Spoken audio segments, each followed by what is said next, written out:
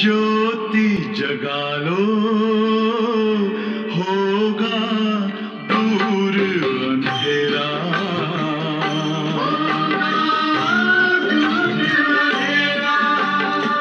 शिव का कर लो ध्यान, आ रहा पावन पुण्य सवेरा।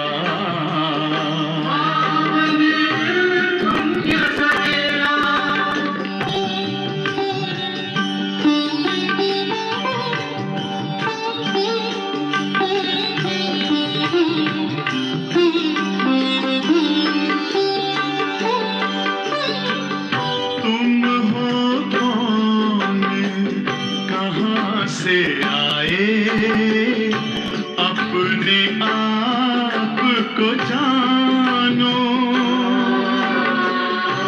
राजयोग के द्वारा अपना परम पिता पहचानो। इसी राजपथ पर चलकर तुम पालो अपना बसेरा।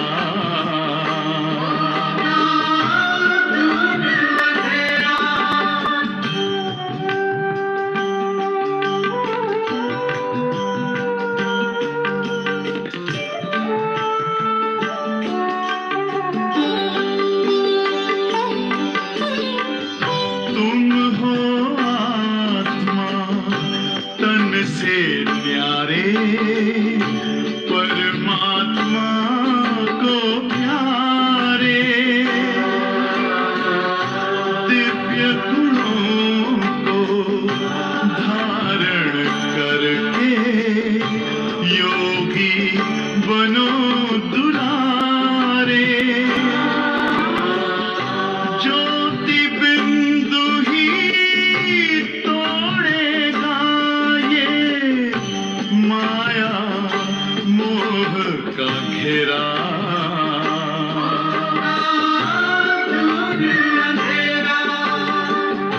अंतर मन में ज्योति जगा लो, होगा दूर अंधेरा।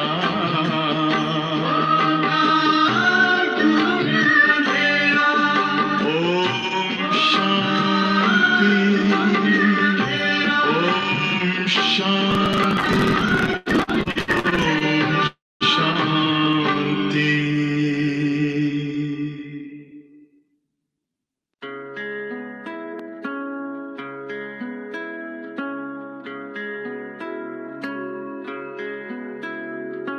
आपकी नजरों ने समझा प्यार के काबिल मुझे।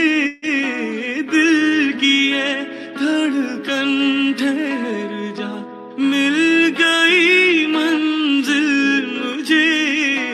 आपकी नजरों ने समझा।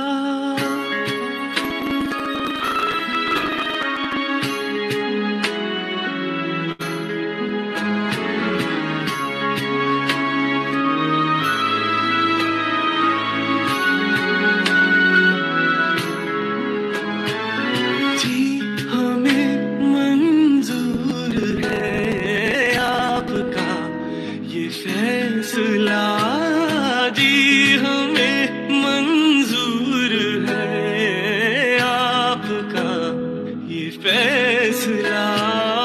कह रही है हर नजर बंदा परवर, शुक्रिया दो जहां की आज खुशियां हो गई हासिल मुझे। आपकी नजरों ने समझा।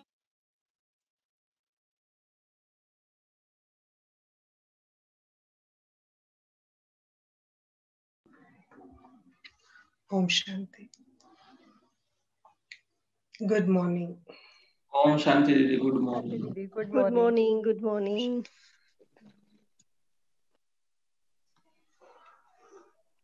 आप सबको इस गुड मॉर्निंग। आकार सभा में गुड मॉर्निंग जी, वेलकम है, स्वागत है। सुबह 3:30 बजे से बैठे हुई तपस्वियों को, योगियों को आज के दिन की, मंगलवार की बाबा की शुभ मंगल मुरली का मुबारक हो। कल की अव्यक्त मिलन से अभी भी नशे में अनुभव करने वाली आत्माएं बाबा की अनेक शिक्षाओं को बुद्धि में रख उन्हीं ज्ञान रत्नों के नशे में ईश्वरीय वश होकर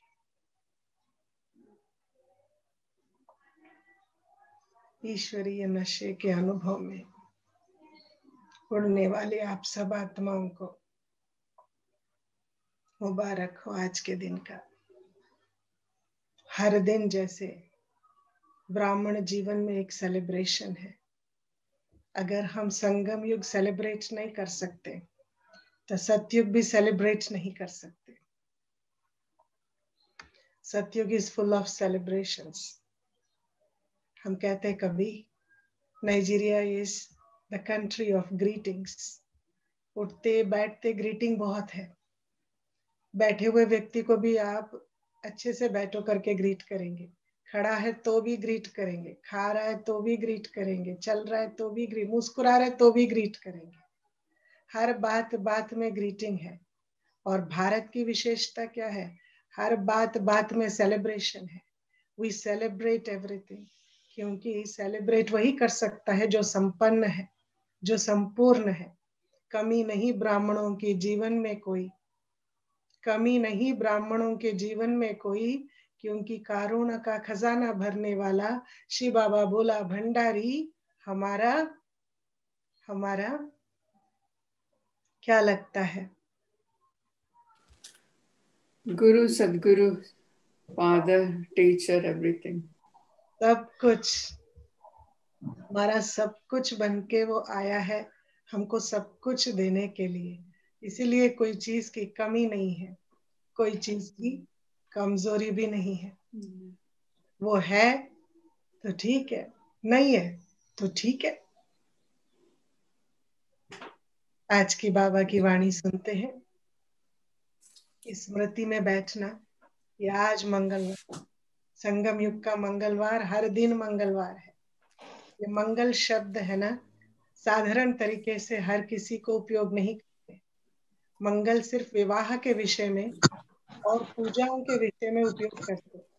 जैसे मंगल मुहूर्त होता है, मंगल स्नान होता है, मंगल होता है, तो इस तरीके से मंगल शब्द विवाह में और पूजाओं में उपयोग करते।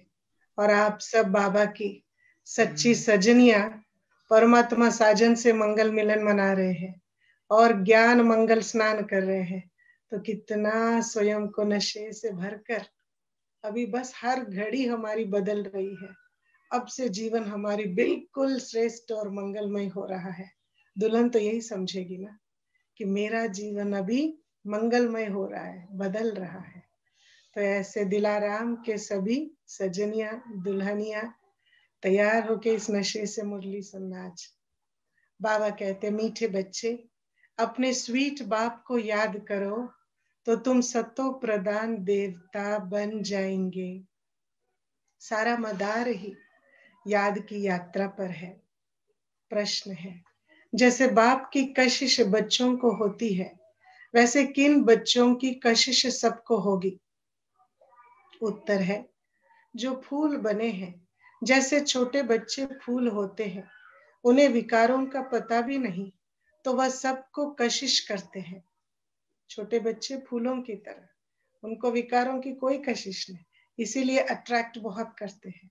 ऐसे तुम बच्चे भी जब फूल अर्थात पवित्र बन जाएंगे तो सबको कशिश होगी। तुम्हारे में विकारों का कोई भी कांटा नहीं होना चाहिए।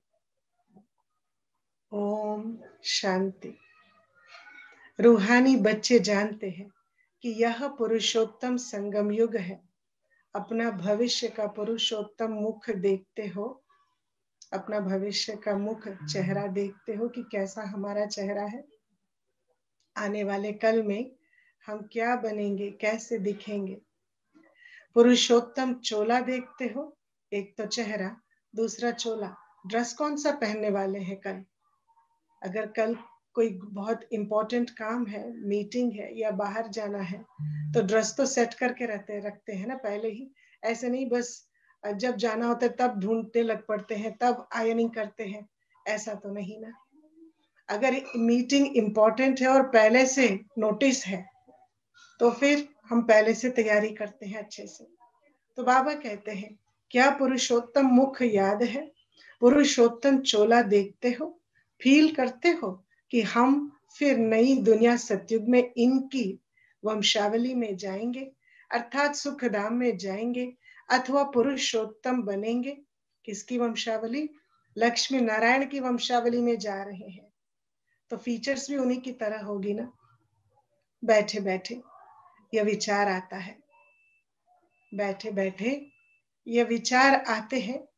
स्टूडेंट जो पढ़ते हैं, तो जो दर्जा पढ़ते हैं वो जरूर बुद्धि में होगा ना, मैं तो बैरिस्टर या फलाना बनूंगा। जैसे बचपन से जो लक्ष्य होता है तब वो चेहरा चोला याद होता है, नहीं तो जब एंट्रेंस एग्जाम लिखते हैं तो बनने वाला चेहरा चोला याद हो जाता है। जब वो फर्स्ट इंटरव्यू देते हैं तो बनने वाला चेहरा चोला याद आ जाता है। और जब पहली बार जाते हैं तो वो जो याद किया है उसको साक्षात में निभाते हैं। तो बाबा कहते हैं कि मैं ये फलाना बनने वाला हूँ, जरूर बुद्धि में आएगा ना। वैसे तुम भी जब यहाँ बैठते हो तो यह जानते हो हम विष्णु डिनेस्टी में जाएंगे। सभी बैठे हुए विराजमान होवनहार देवताओं को तो याद है, स्मृति आई है कि हम कहाँ बैठे हैं, हम क्या बनने के लिए यहाँ बैठे हैं। टाइम मिला बैठे हैं, फुर्सत मिली बैठे हैं, या फिर सिस्टर्स ने निमंत्रण दिया या इनविटेशन दिया तो आए हैं। कारण क्या है आपको यहाँ इस सभा में बैठने का? हर चीज का कारण होता है ना। तो आप कारण जन्म, अलौकिक जन्म लिए हुए आप आत्माओं का यहाँ इस सभा में बैठने का कारण क्या है? कि हम विष्णु डिनेस्टी में जाने के लिए बैठे हैं। विष्णु के दो रूप हैं, लक्ष्मी और नारायण, देवी देवता। या तो देवी लक्ष्मी बनेंगे या तो नारायण देवता बनेंगे। तुम्हारी बुद्धि अभी अलौकिक है और कोई मनुष्य की बुद्धि में यह बातें रमण नहीं करती होगी। मनुष्य की बुद्धि में यह बातें, मनुष्य अर्थात बहुत सुंदर डेफिनेशन डॉक्टर सतीश गुप्ता भाई ने दिया। मजा आया आप सबको डेफिनेशन सुन के? मेरे तो बहुत एकदम रोमांच खड़े हो गए। मनुष्य अर्थात जिसका मन अपने वश में रहता है, या नहीं, लौकिक तरीके से जो मन के वशीभूत होता है वो मनुष्य है। ब्राह्मण अर्थात जिसकी बेहद मन रहता है, जिसका मन अपने वश में रहता है, वो ब्राह्मण है। जो मन के वशीभूत होके रहते हैं वो मनुष्य है। तो इस आधार से ये कितना सुंदर बाबा कहता है कि और कोई मनुष्य की बुद्धि में यह बातें रमण ही नहीं करती, उसको सोचने का भी, उसको संकल्प में भी नहीं आएगा। भाग्य और कर्म दूसरी बात है, तुम बच्चों की बुद्धि में यह सब बातें है। यह कोई कॉमन सत्संग नहीं है। यहाँ बैठे हो, समझते हो सत्य बाबा जिसको शिव कहा जाता है, उनके संग में हम बैठे हैं। शिव बाबा की रचता है, शिव बाबा ही रचता है, वही रचना के आदि मध्य अंत को जानते हैं और यह नॉलेज देता है। जैसे कि कल की ये बात सुनाता है। क्या सुना रहा है? बस ये कल की बात है, आज सुना रहा है। और आज कल की बातें हम सुनकर कल में वही करेंगे। कहानी पूरी कल, आज, कल। यहां बैठे हो तो यह तो याद होगा ना कि हम आए हैं किस लिए। आप यहाँ आए किस लिए? किस लिए? विष्णु जी। वो हो गई, विष्णु डिनास्टी में जाने के लिए बैठे हैं, पर आए किस लिए?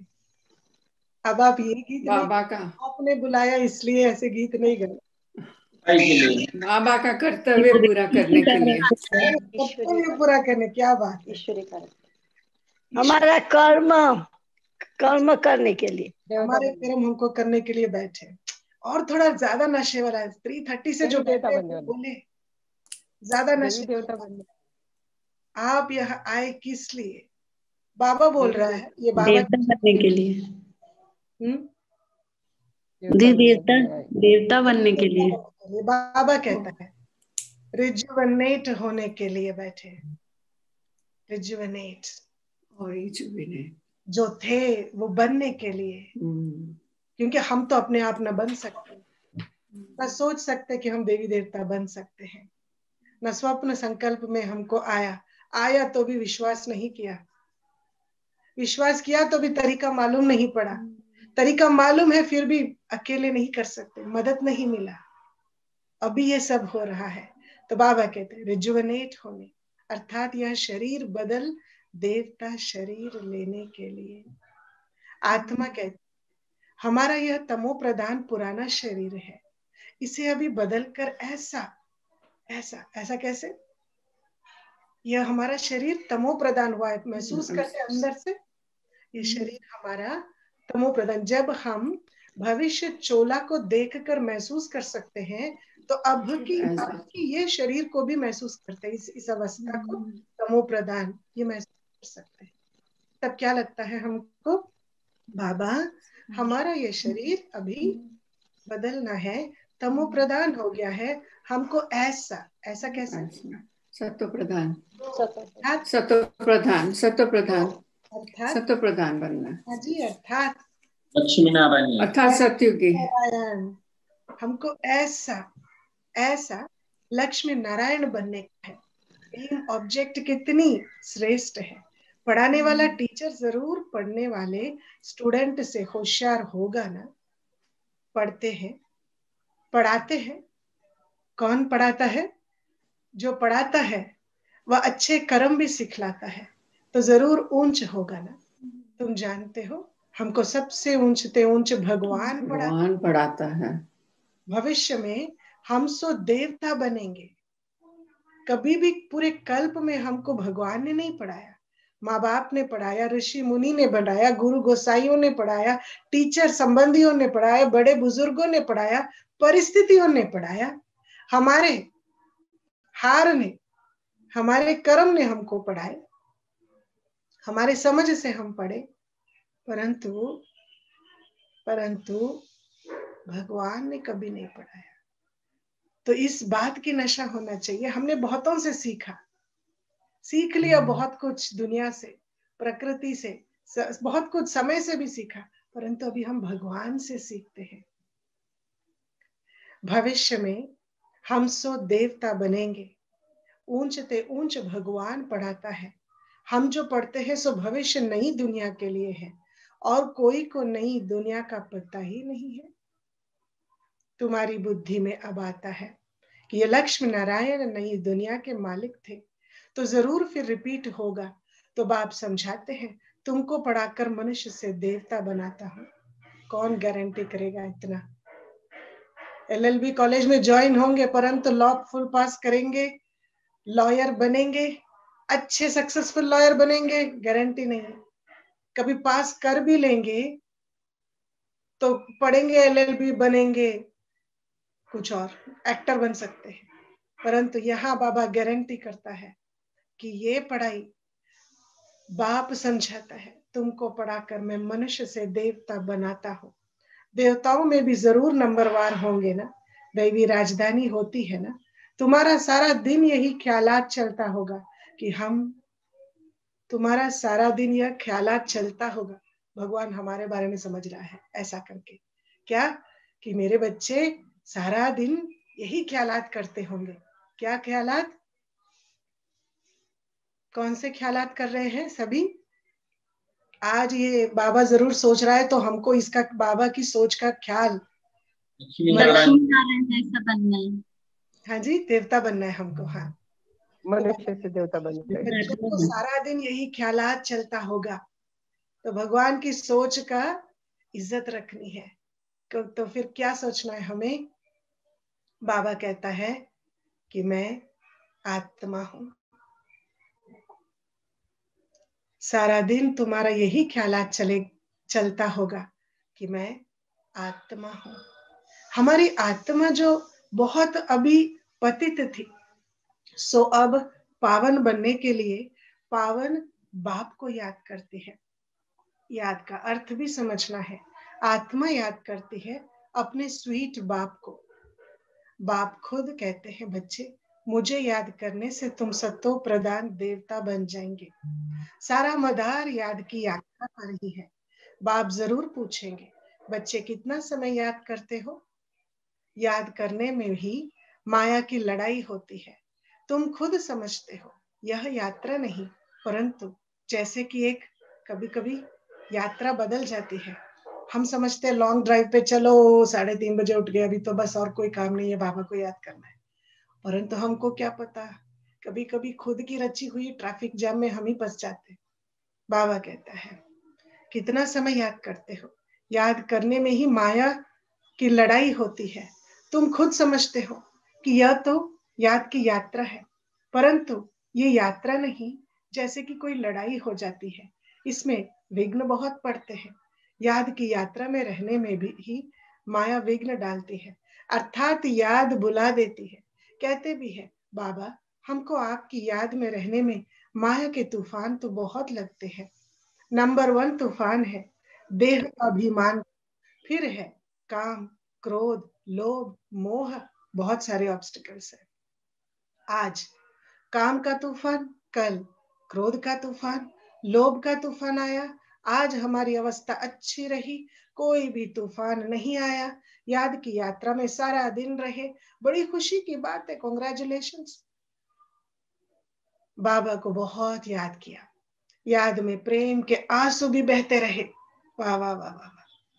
बाप की याद में रहने से तुम मीठे बनते जाएंगे। तुम बच्चे यह भी समझते हो कि हम माया से हार खाते खाते कहाँ तक आकर पहुंच गए हैं। बच्चे हिसाब निकालते हैं, कल्प में कितने मास कितने दिन है, बुद्धि में आता है ना। अगर कोई कहे लाखों वर्ष आयु है, तो फिर कोई हिसाब थोड़ी ही कर सकते हैं। बाप समझाते हैं, यह सृष्टि का चक्र फिरता रहता है। इस सारे चक्र में हम कितने जन्म लेते हैं, कैसे डिनेस्टी में जाते हैं, यह तो जानते हो ना। यह बिल्कुल नई बातें हैं, नई नॉलेज है नई दुनिया के लिए। नई दुनिया स्वर्ग को कहा जाता है। तुम कहेंगे हम अभी मनुष्य हैं, देवता बन रहे हैं, देवता पद है ऊंच। तुम बच्चे जानते हो, हम सबसे न्यारी नॉलेज ले रहे हैं। हमको पढ़ाने वाला बिल्कुल न्यारा विचित्र है। उनको यह साकार चित्र नहीं है, वह है ही निराकार। तो ड्रामा में देखो कैसे अच्छा पाठ रखा हुआ है। बाप पढ़ाए कैसे, तो खुद बोलते हैं, खुद बतलाते हैं, मैं फलाने तन में आता हूँ। किस तन में आता हूँ वह भी बताते हैं। मनुष्य मूंझते हैं, क्या एक ही तन में आएगा? परंतु यह तो ड्रामा है ना, इसमें चेंज हो नहीं सकती। यह बातें तुम ही सुनते हो और धारण भी करते हो और सुनाते भी हो। कैसे हमको शिव बाबा पढ़ाता है, हम फिर और आत्माओं को पढ़ाते हैं। पढ़ती तो आत्मा ही है, आत्मा ही सीखती, आत्मा ही सिखलाती। आत्मा मोस्ट वैल्यूएबल है, आत्मा अविनाशी है, आत्मा अमर है। सिर्फ शरीर खत्म हो जाता है। हम आत्माएं अपने परम पिता परमात्मा से नॉलेज ले रही है। रचयिता और रचना के आदि मध्य अंत 84 जन्मों की नॉलेज ले रहे हैं। नॉलेज कौन लेते हैं? आत्मा लेती है। आत्मा अविनाशी है। मोह भी रखना चाहिए अविनाशी चीज में, ना कि विनाशी चीज में। इतना समय तुम विनाशी शरीर में मोह रखते हो, अभी समझते हो हम आत्मा है। शरीर का भान छोड़ना है। कोई कोई बच्चे लिखते भी है, मुझ आत्मा ने यह काम किया है, मुझ आत्मा ने आज यह भाषण किया है, मुझ आत्मा ने आज बहुत बाबा को याद किया है। वह है सुप्रीम आत्मा, नॉलेजफुल। तुम बच्चों को कितनी नॉलेज देते हैं। मूल वतन, सूक्ष्म वतन को तुम जानते हो। मनुष्यों की बुद्धि में तो कुछ भी नहीं है, तुम्हारी बुद्धि में रचता मनुष्य नहीं है। बाबा तो हमको मनुष्य की तरह ट्रीट ही नहीं करता है। भले दिखते हम मनुष्य है, पर देखता कैसा है बाबा हमें।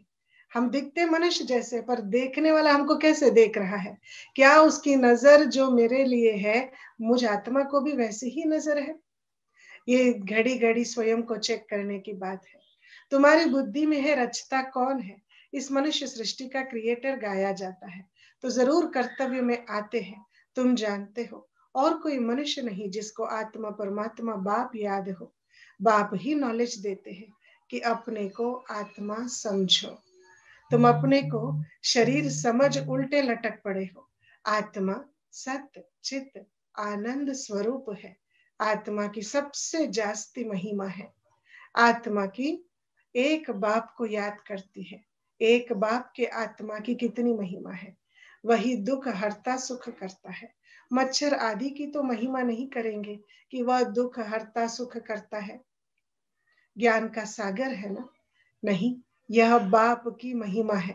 ज्ञान का सागर, दुख हरता सुख करता, सत्य चित्त आनंद, ये सब बाप की महिमा है।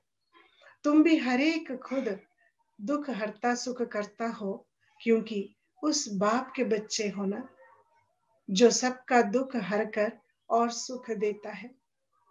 और कोई ये पार्ट नहीं बजा सकता दुख हरता सुख करता होने का। एक परमात्मा जो सुख का सागर है, ज्ञान का सागर है, सत्य चित्त आनंद है, वही दुख हरता सुख करता बन सकता है, हो सकता है। तो और कोई नहीं, परंतु बाबा ने ये छोटा सा जादू है ना, हम बच्चों के अंदर भी भर दिया है कि आप मेरे बच्चे भी मैं जो करता हूँ वो कर सकते हो। मास्टर दुख हरता सुख करता बन सकते हो। कैसे बनेंगे? जब बाप जो है वैसा हम बनेंगे।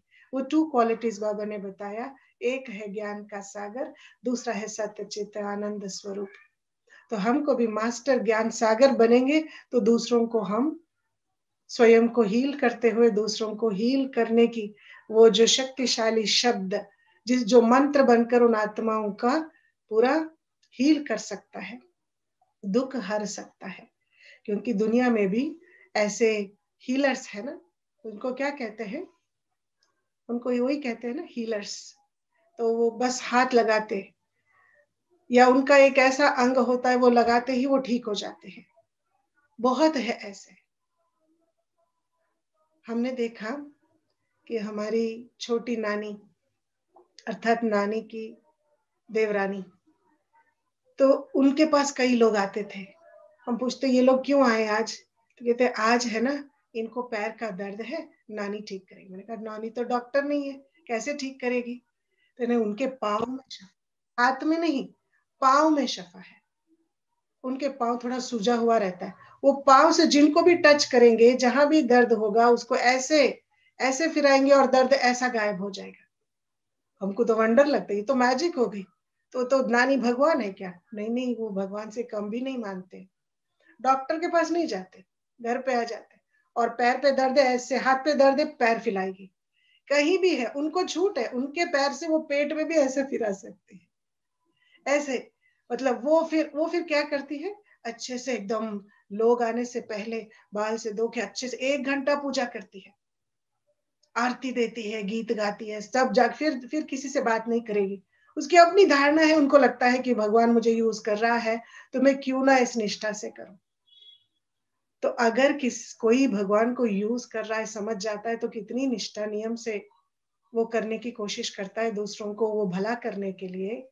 तो हम भगवान के बच्चे, भगवान हमें कह रहा है कि मुझ जैसा तुम भी ऐसा कर सकते हो, दूसरों के लिए दुख हरता सुख करता बन सकते हो। तो हम कितनी नियम निष्ठा से जी कर इस जीवन को सफल करें, दूसरे के लिए हम वो बने जो हमें बाबा बना रहा है।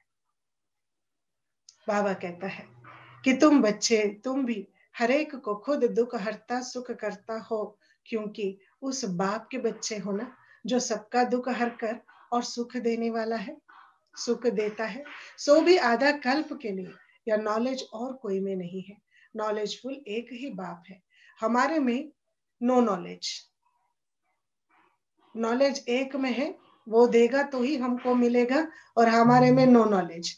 ये समझ की बात है। ऐसे नहीं कि कुछ पता नहीं है, हमको बहुत कुछ पता है, उस पता होने के बावजूद हम लापता हो गए। वो जो हमें पता है इस दुनिया के बारे में, वो कोई एक पाई पैसे की काम की नहीं। तो इसीलिए ज्ञान का सागर आके जब हमें ज्ञान देता है, तब हमें समझना चाहिए जो हमें पता था वो इतना हमें ऊंचा बनाने वाला नहीं।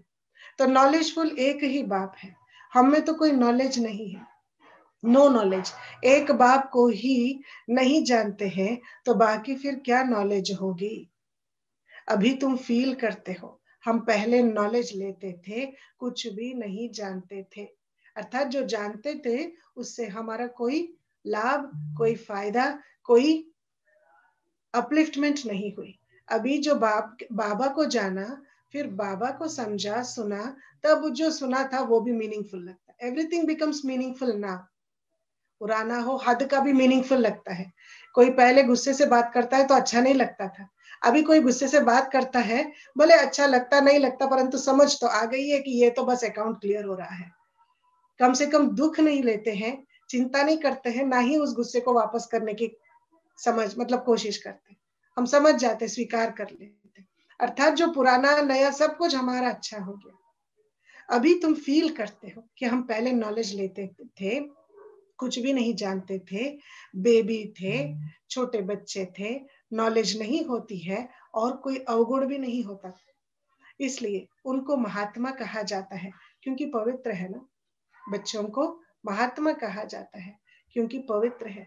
जितना छोटा बच्चा उतना नंबर 1 फूल है, बिल्कुल ही जैसे कर्मातीत अवस्था है। कर्मातीत अवस्था, कर्म ही नहीं करना है। बच्चे के ऑर्गन्स इतने छोटे होते हैं, क्या काम करेगा? खाना बनाना, सफाई करना, देखभाल करना, ये कर्म तो बच्चा कर ही नहीं सकता है, क्योंकि कर्म ही इतने अच्छे हैं। कर्मेंद्रियां भी इतने प्योर है। हमारे तो कर्मेंद्रियां बहुत लायक बन गए, परंतु क्या कर्म इतने लायक बने जो कर्मातीत हो जाए। इसलिए बाबा कहता है बच्चा एकदम कर्मातीत है, कर्म विकर्म को कुछ नहीं जानता है, सिर्फ अपने को ही जानता है, सिर्फ अपने को ही जानते हैं। वह फूल है, इसलिए सबको कशिश करते हैं। जैसे अब बाबा कशिश करता है, बाप आए ही हैं तुम सबको फूल बनाने। तुम्हारे में कई बहुत खराब कांटे भी हैं, 5 विकार रूपी कांटे हैं ना। इस समय तुमको फूलों और कांटों का ज्ञान है। कांटों का जंगल भी होता है, बबूल का कांटा सबसे बड़ा होता है। उन कांटों से भी बहुत चीजें बनती है, भेंट की जाती है मनुष्यों की। बाप समझाते हैं इस समय बहुत दुख देने वाले मनुष्य कांटे हैं, इसलिए इनको दुख की दुनिया कहा जाता है। कहते भी है बाप सुख दाता है, माया रावण दुख देता है। फिर सतयुग में माया नहीं होगी तो यह कुछ भी बातें नहीं होगी। ड्रामा में एक पार्ट 2 बारी नहीं हो सकता, एक चीज एक ही बारी हो सकती है, फिर उसको दोबारा होने के लिए कल्प को दोबारा घूमना है। बुद्धि में है, सारी दुनिया में जो पार्ट बचता है वह सब नया है। तुम विचार कर, सतयुग से लेकर यहाँ तक के दिन ही बदल जाते हैं, एक्टिविटी बदल जाती है। 5000 वर्ष की पूरी एक्टिविटी का रिकॉर्ड आत्मा में भरा हुआ है, वह बदल नहीं सकता है। हर आत्मा में अपना पार्ट भरा हुआ है। यह एक बात भी कोई समझ नहीं सकते, यह एक बात कि हर आत्मा में अपना पार्ट भरा हुआ है। अभी आदि मध्य अंत को तुम जानते हो, यह स्कूल है ना। सृष्टि के आदि मध्य अंत को जानना है और फिर बाप को याद कर पवित्र बनने की पढ़ाई है। इनके पहले जानते थे क्या कि हमको यह बनना है? बाप कितना क्लियर कर समझाते हैं। तुम पहले नंबर में यह थे, फिर तुम नीचे उतरते उतरते अब क्या बन गए हो? दुनिया को तो देखो क्या बन गई है, कितने ढेर मनुष्य है। इन लक्ष्मी नारायण की राजधानी का विचार करो, क्या होगा। यह जहाँ रहते होंगे कैसे हीरे जवाहरातों के महल होंगे। बुद्धि में आता है अभी हम स्वर्गवासी बन रहे हैं, वहां हम अपने मकान आदि बनाएंगे। ऐसे नहीं कि नीचे से द्वारिका निकल आएगी, जैसे शास्त्रों में दिखाया है। शास्त्र नाम ही चला आता है और तो कोई नाम रख नहीं सकते। और किताब होते हैं पढ़ाई के लिए, दूसरे नॉवेल्स होते हैं, बाकी इनको पुस्तक अथवा शास्त्र कहते हैं। वह है पढ़ाई के किताब। शास्त्र पढ़ने वालों को भगत कहा जाता है। भक्ति और ज्ञान दो चीजें होती है। अब वैराग्य किसका है, भक्ति का या ज्ञान का वैराग्य। जरूर कहेंगे भक्ति का वैराग्य। अब तुमको ज्ञान मिल रहा है जिससे तुम इतना ऊंच बनते हो। अब बाप तुमको सुखदाई बनाते हैं। सुखधाम को ही स्वर्ग कहा जाता है। सुखधाम में तुम चलने वाले हो तो तुमको ही पढ़ाते हैं। यह ज्ञान भी तुम्हारी आत्मा लेती है। आत्मा का कोई धर्म नहीं है, वह तो आत्मा है। फिर आत्मा जब शरीर में आती है तो शरीर के धर्म अलग होते हैं। आत्मा का धर्म क्या है, एक तो आत्मा बिंदु मिसल है और शांत स्वरूप है, शांति धाम मुक्ति धाम में रहती है। अब बाप समझाते हैं सब बच्चों का हक है।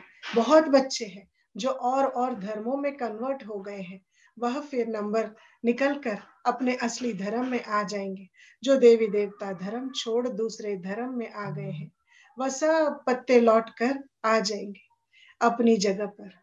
इन सब बातों को और कोई समझ नहीं सकेंगे। पहले पहले तो बाप का परिचय देना है। इनमें ही सब मूंझे पड़े हैं। तुम बच्चे जानते हो अभी हमको कौन पढ़ाते हैं, बाप पढ़ाता है। कृष्ण तो देहदारी है, इनको दादा कहेंगे। सब भाई भाई है ना। फिर है मर्तबे के ऊपर, यह भाई का शरीर है, यह बहन का शरीर है। यह भी अब तुम जानते हो। आत्मा तो एक छोटा सा सितारा है। इतनी सब नॉलेज छोटे सितारे में है। सितारा शरीर के सिवाय बात भी नहीं कर सकता। सितारा को पाठ बजाने के लिए अंग भी चाहिए। सितारों की दुनिया ही अलग है। फिर यहाँ आकर आत्मा शरीर धारण करती है, वह है आत्माओं का घर। आत्मा छोटी बिंदी है, शरीर बड़ी चीज होती है, तो उनको कितना याद करते हैं। अभी तुमको याद करना है एक परमपिता परमात्मा को। यह सत्य है, जबकि आत्माओं और परमात्माओं का मेला होता है। गायन भी है, आत्माएं परमात्माएं अलग रहे बहुकाल, सुंदर मेला लग गया जब सतगुरु मिला दलाल। हम बाबा से अलग हुए ना, याद आता है कितना समय अलग हुए हैं। बाप जो कल्प कल्प सुनाते आए हैं वही आकर सुनाते हैं। इसमें जरा भी फर्क नहीं हो सकता। सेकंड बाय सेकंड जो एक्ट चलती है वह नहीं। एक सेकंड पास होता है, मिनट पास होता है, उनको जैसे छोड़ते जाते हैं। जो पास होता है उनको जैसे छोड़ते जाते हैं। इतने वर्ष, इतने दिन, इतने मिनट, इतने सेकंड पास हो गए। पूरा 5000 वर्ष होगा, फिर एक नंबर से शुरू होगा। एक्यूरेट हिसाब है, मिनट सेकंड सब नोट करते हैं। अभी तुमसे कोई पूछे इसने कब जन्म लिया था, तुम गिनती कर बताते हो। कृष्ण ने पहले नंबर में जन्म लिया। शिव का तो मिनट है, सेकंड कुछ भी नहीं है। शिव का निकाल ही नहीं सकते। कृष्ण की तिथि तारीख पूरी लिखा हुआ है। मनुष्य की घड़ी में फर्क पड़ सकता है मिनट सेकंड का। शिव बाबा के अवतरण में तो बिल्कुल फर्क नहीं पड़ सकता। पता भी नहीं पड़ता कि कब आया है। ऐसे भी नहीं साक्षात्कार हुआ तब आया, नहीं, अंदाज से कह देते हैं। बाकी ऐसे नहीं, उस समय प्रवेश हुआ, साक्षात्कार हुआ कि हम फलाना बनेंगे। अच्छा, मीठे मीठे सिखलते बच्चों प्रति माता पिता बाप दादा का याद प्यार और गुड मॉर्निंग। रूहानी बाप की रूहानी बच्चों को नमस्ते। रूहानी बच्चों की रूहानी बच्चों की रूहानी बाबा को प्यार नमस्ते। प्यार नमस्ते और नमस्ते। धारणा के लिए मुख्य सार, सुखधाम में चलने के लिए सुखदाई बनना है। सबके दुख हरकर सुख देना है। कभी भी दुखदाई कांटा नहीं बनना है।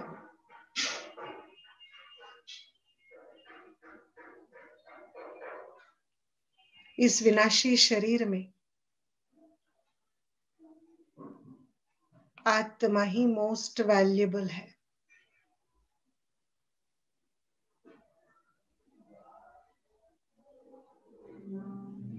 वही अमर अविनाशी है।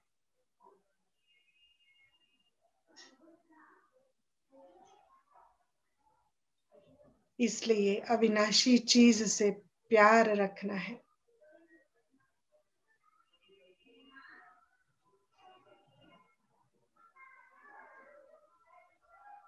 देह का भान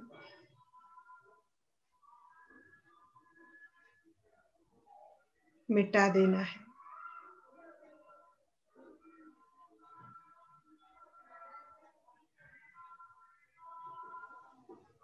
वरदान, एक बल एक भरोसे के आधार पर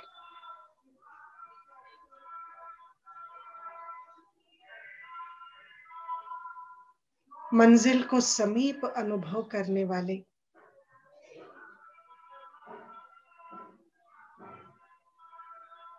हिम्मतवान भव। एक बल एक भरोसे के आधार पर मंजिल को समीप अनुभव करने वाले हिम्मतवान भव। ऊंची मंजिल पर पहुंचने से पहले आंधी तूफान लगते ही है। स्टीमर को पार जाने के लिए बीच भंवर से क्रॉस करना ही पड़ता है। इसलिए जल्दी में घबराओ मत, थको मत, रुको मत। जो जल्दबाजी रहती है उसमें 3 चीजें हो जाती है। एक है थकना, रुकना और घबराना। अब घबराहट के बाद तो लिस्ट बहुत लंबी हो जाती है। इसीलिए तैयारी पहले से करनी है। चाहे वो 3:30 बजे हमें उठना है, चाहे मुरली में आना है, चाहे जीवन में कोई भी कार्य करना है। ब्राह्मण खास करके बहुत तैयार, ब्राह्मण अर्थात ही तैयार, होशियार, खबरदार, फरमान बरदार, ईमानदार। यही है ना ब्राह्मण की जीवन की विशेषता। तो बाबा कहते साथी को साथ रखो तो हर मुश्किल सहज हो जाएगा। हिम्मतवान बन बाप की मदद के पात्र बनो।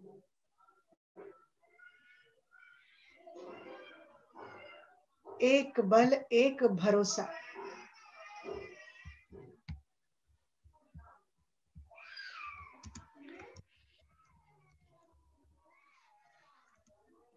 एक बल एक भरोसा, इस पाठ को सदा पक्का रखो तो बीच भंवर से सहज निकल आएंगे और मंजिल समीप अनुभव होगा। स्लोगन, विश्व कल्याणकारी वह है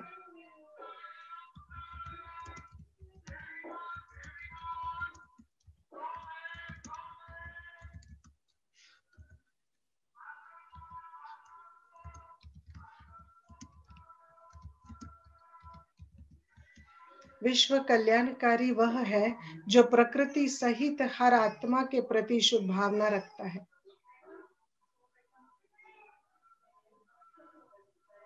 विश्व कल्याणकारी वह है जो प्रकृति सहित हर आत्मा के प्रति शुभ भावना रखता है।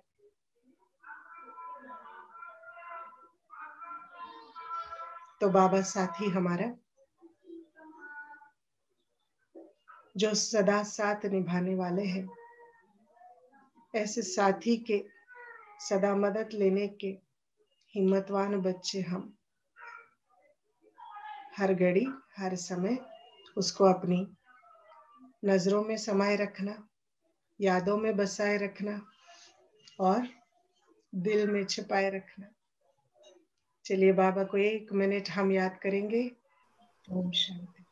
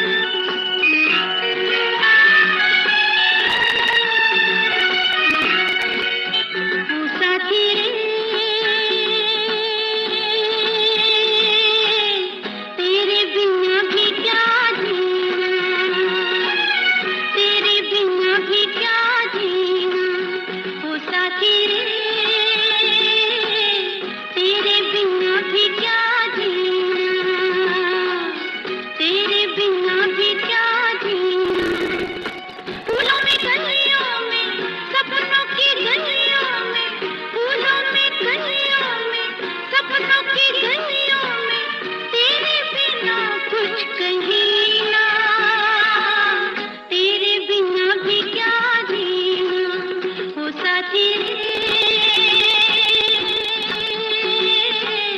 तेरे बिना भी क्या जीना, तेरे बिना भी क्या जीना।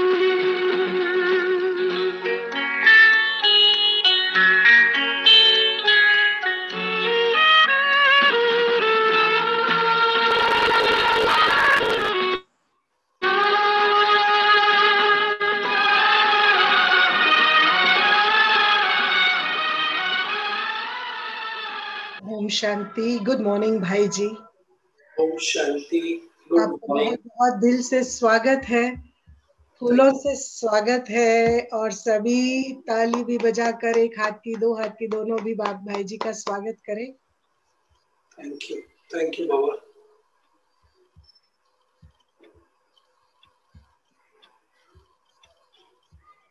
निरंजन भाई जी का फूल, हाँ जी थैंक यू। लेगोस के बगीचे से खास ये फूलदान सज कराया है सुबह सुबह आपको स्वागत करने के लिए। बहुत सुंदर फूल है, बहुत मन प्रसन्न हो रहा है। Mr. Ronkoyo, are you there? You didn't welcome. Om Shanti, brother. Welcome to Lagos family. Thank you बाबा। लेगोस के नाइजीरियन भाई बहन भी बैठे हैं जिनको ये ट्रांसलेट होगा। भाई जी का सेशन आपका इंग्लिश में, और किसी को भी इंग्लिश में चाहिए तो ये ट्रांसलेशन ऑडियो मिल सकता है। भाई जी का संक्षिप्त परिचय इस तरीके से है कि brother Piyush is the zonal coordinator of the Scientists and Engineering Wing, and he's from the Manthan Brahma Kumari Center in Lodi Road, New Delhi, and he has done his post-graduation diploma in systems and computers, computer programming. He has done his master's in business administration with a specialization in HRD, human resource development, and he is a management tutor, author, mentor, trainer, and a public speaker.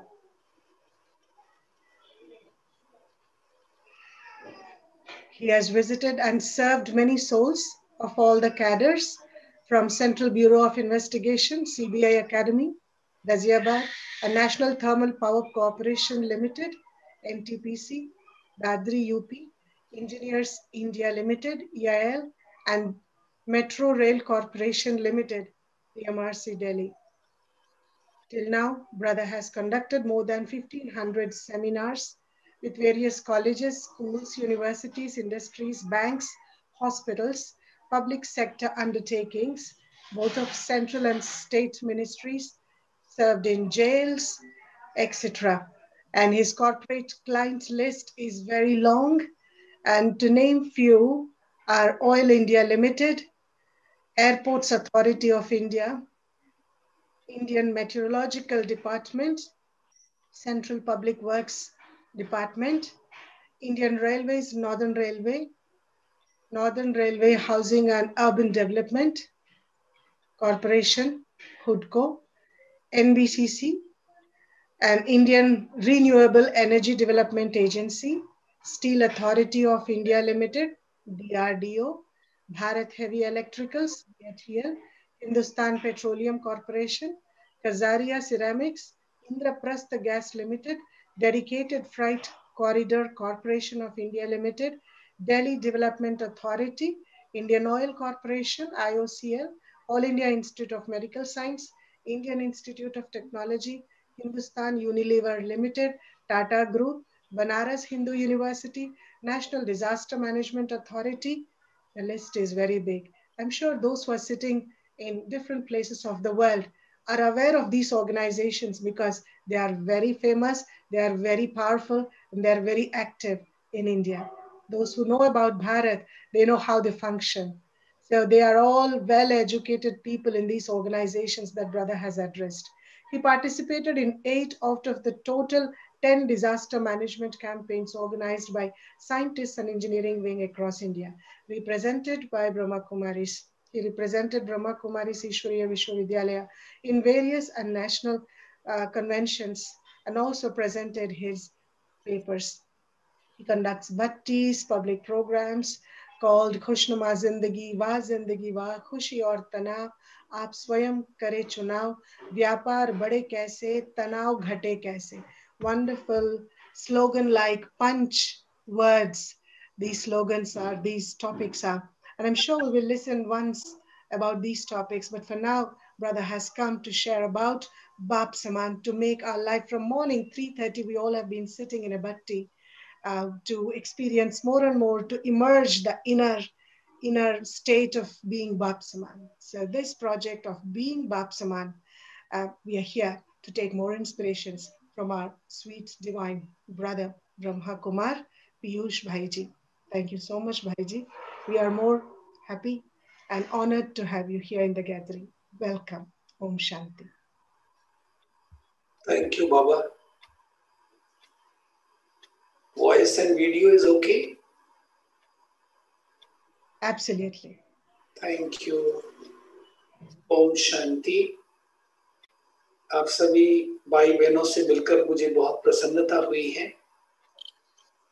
मैंने बाबा के महावाक्य सवेरे सुनाए मुरली के रूप में, और फिर अभी मैंने बहन जी के द्वारा भी सुने, तो आज मेरी डबल कमाई हो गई। So I'm so fortunate. दादी प्रकाश मणि जी तो 4-5 बारी मुरली पढ़ा करते थे, तो हम मुरली जितनी बारी पढ़ते हैं तो उतने सारे रहस्य हमारी बुद्धि में आते जाते हैं, क्योंकि भगवान के महावाक्यों को समझने के लिए भी तो इतनी श्रेष्ठ बुद्धि चाहिए। तो आज की मुरली में जो बहुत बात मुझे टच हुई कि अगर आपको किसी भंवर को क्रॉस करना है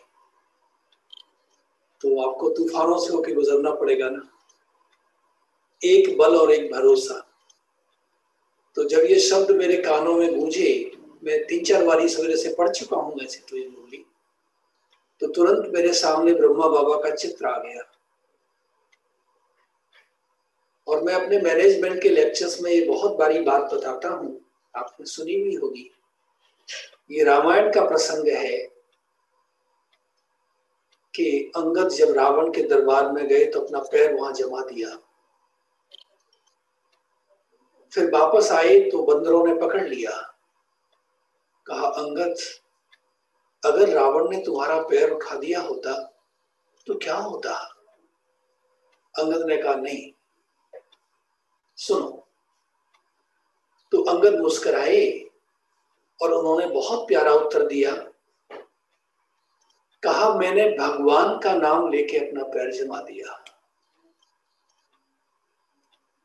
अंगद ने उन बंदर सेना को बताया, वानर सेना को बताया कि मैंने राम का नाम लेके अपना पैर जमा दिया, बाकी राम जाने और राम का काम जाने। तो ब्रह्मा बाबा ने भी बस शिव बाबा का नाम लेके अपना पैर जमा दिया।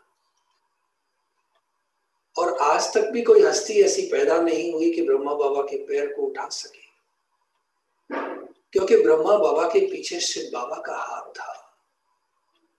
ब्रह्मा बाबा ने कभी पीछे मुड़ के नहीं देखा। ब्रह्मा बाबा ने एक बारी कदम आगे रख दिया तो कहते, मैं तो कर नहीं रहा हूं, शिव बाबा मुझसे करा रहे हैं। तो जिसको बाबा बहुत बारी मुरली में बोलते, बच्चे ये मेरा झाटकू बच्चा है। झाटकू माने झट से निर्णय लेने वाला। ये हिंदी के शब्द बहुत प्यारे हैं, आप भाई बहने जरूर इनका अर्थ समझते होंगे कि बाबा के मन में कभी कोई ये करूं ये ना करूं नहीं, बस एक ही बात। जैसे ही बाबा के वो विजन दिखाई दिया, अहम विष्णु तत्त्वम, तो बाबा ने अपना जीवन समर्पण कर दिया। तो चूंकि हमें बाप समान बनना है तो कई बारी हमारे मन में बहुत अंतर्द्वंद चलता है, इनर कॉन्फ्लिक्ट। तो हमें उसको समाप्त करना है और ब्रह्मा बाबा को अपने सामने ले आना है कि बाबा ने इतना बड़ा निर्णय। बाबा के सामने तो कोई रोल मॉडल नहीं था, बाबा के सामने कोई आदर्श नहीं था, लेकिन बाबा ने कैसे ऐसी परिस्थितियों में भी अपने निर्णय लिए। तो ये बहुत बड़ा व्यक्तित्व बाबा का है। हमने परसों ही यहाँ लोधी रोड में ब्रह्मा बाबा के 52वें असेंशन डे, अव्यक्तारोहण दिवस पर एक सुंदर वेबिनार की और उसका विषय रखा being a leader, leading the self.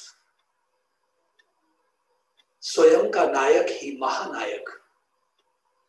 तो जब मैं इस विषय के बारे में बोल रहा था तो मुझे बहुत सारे पर्सनैलिटीज, बहुत सारे व्यक्तित्व दुनिया के मेरे मन में आए।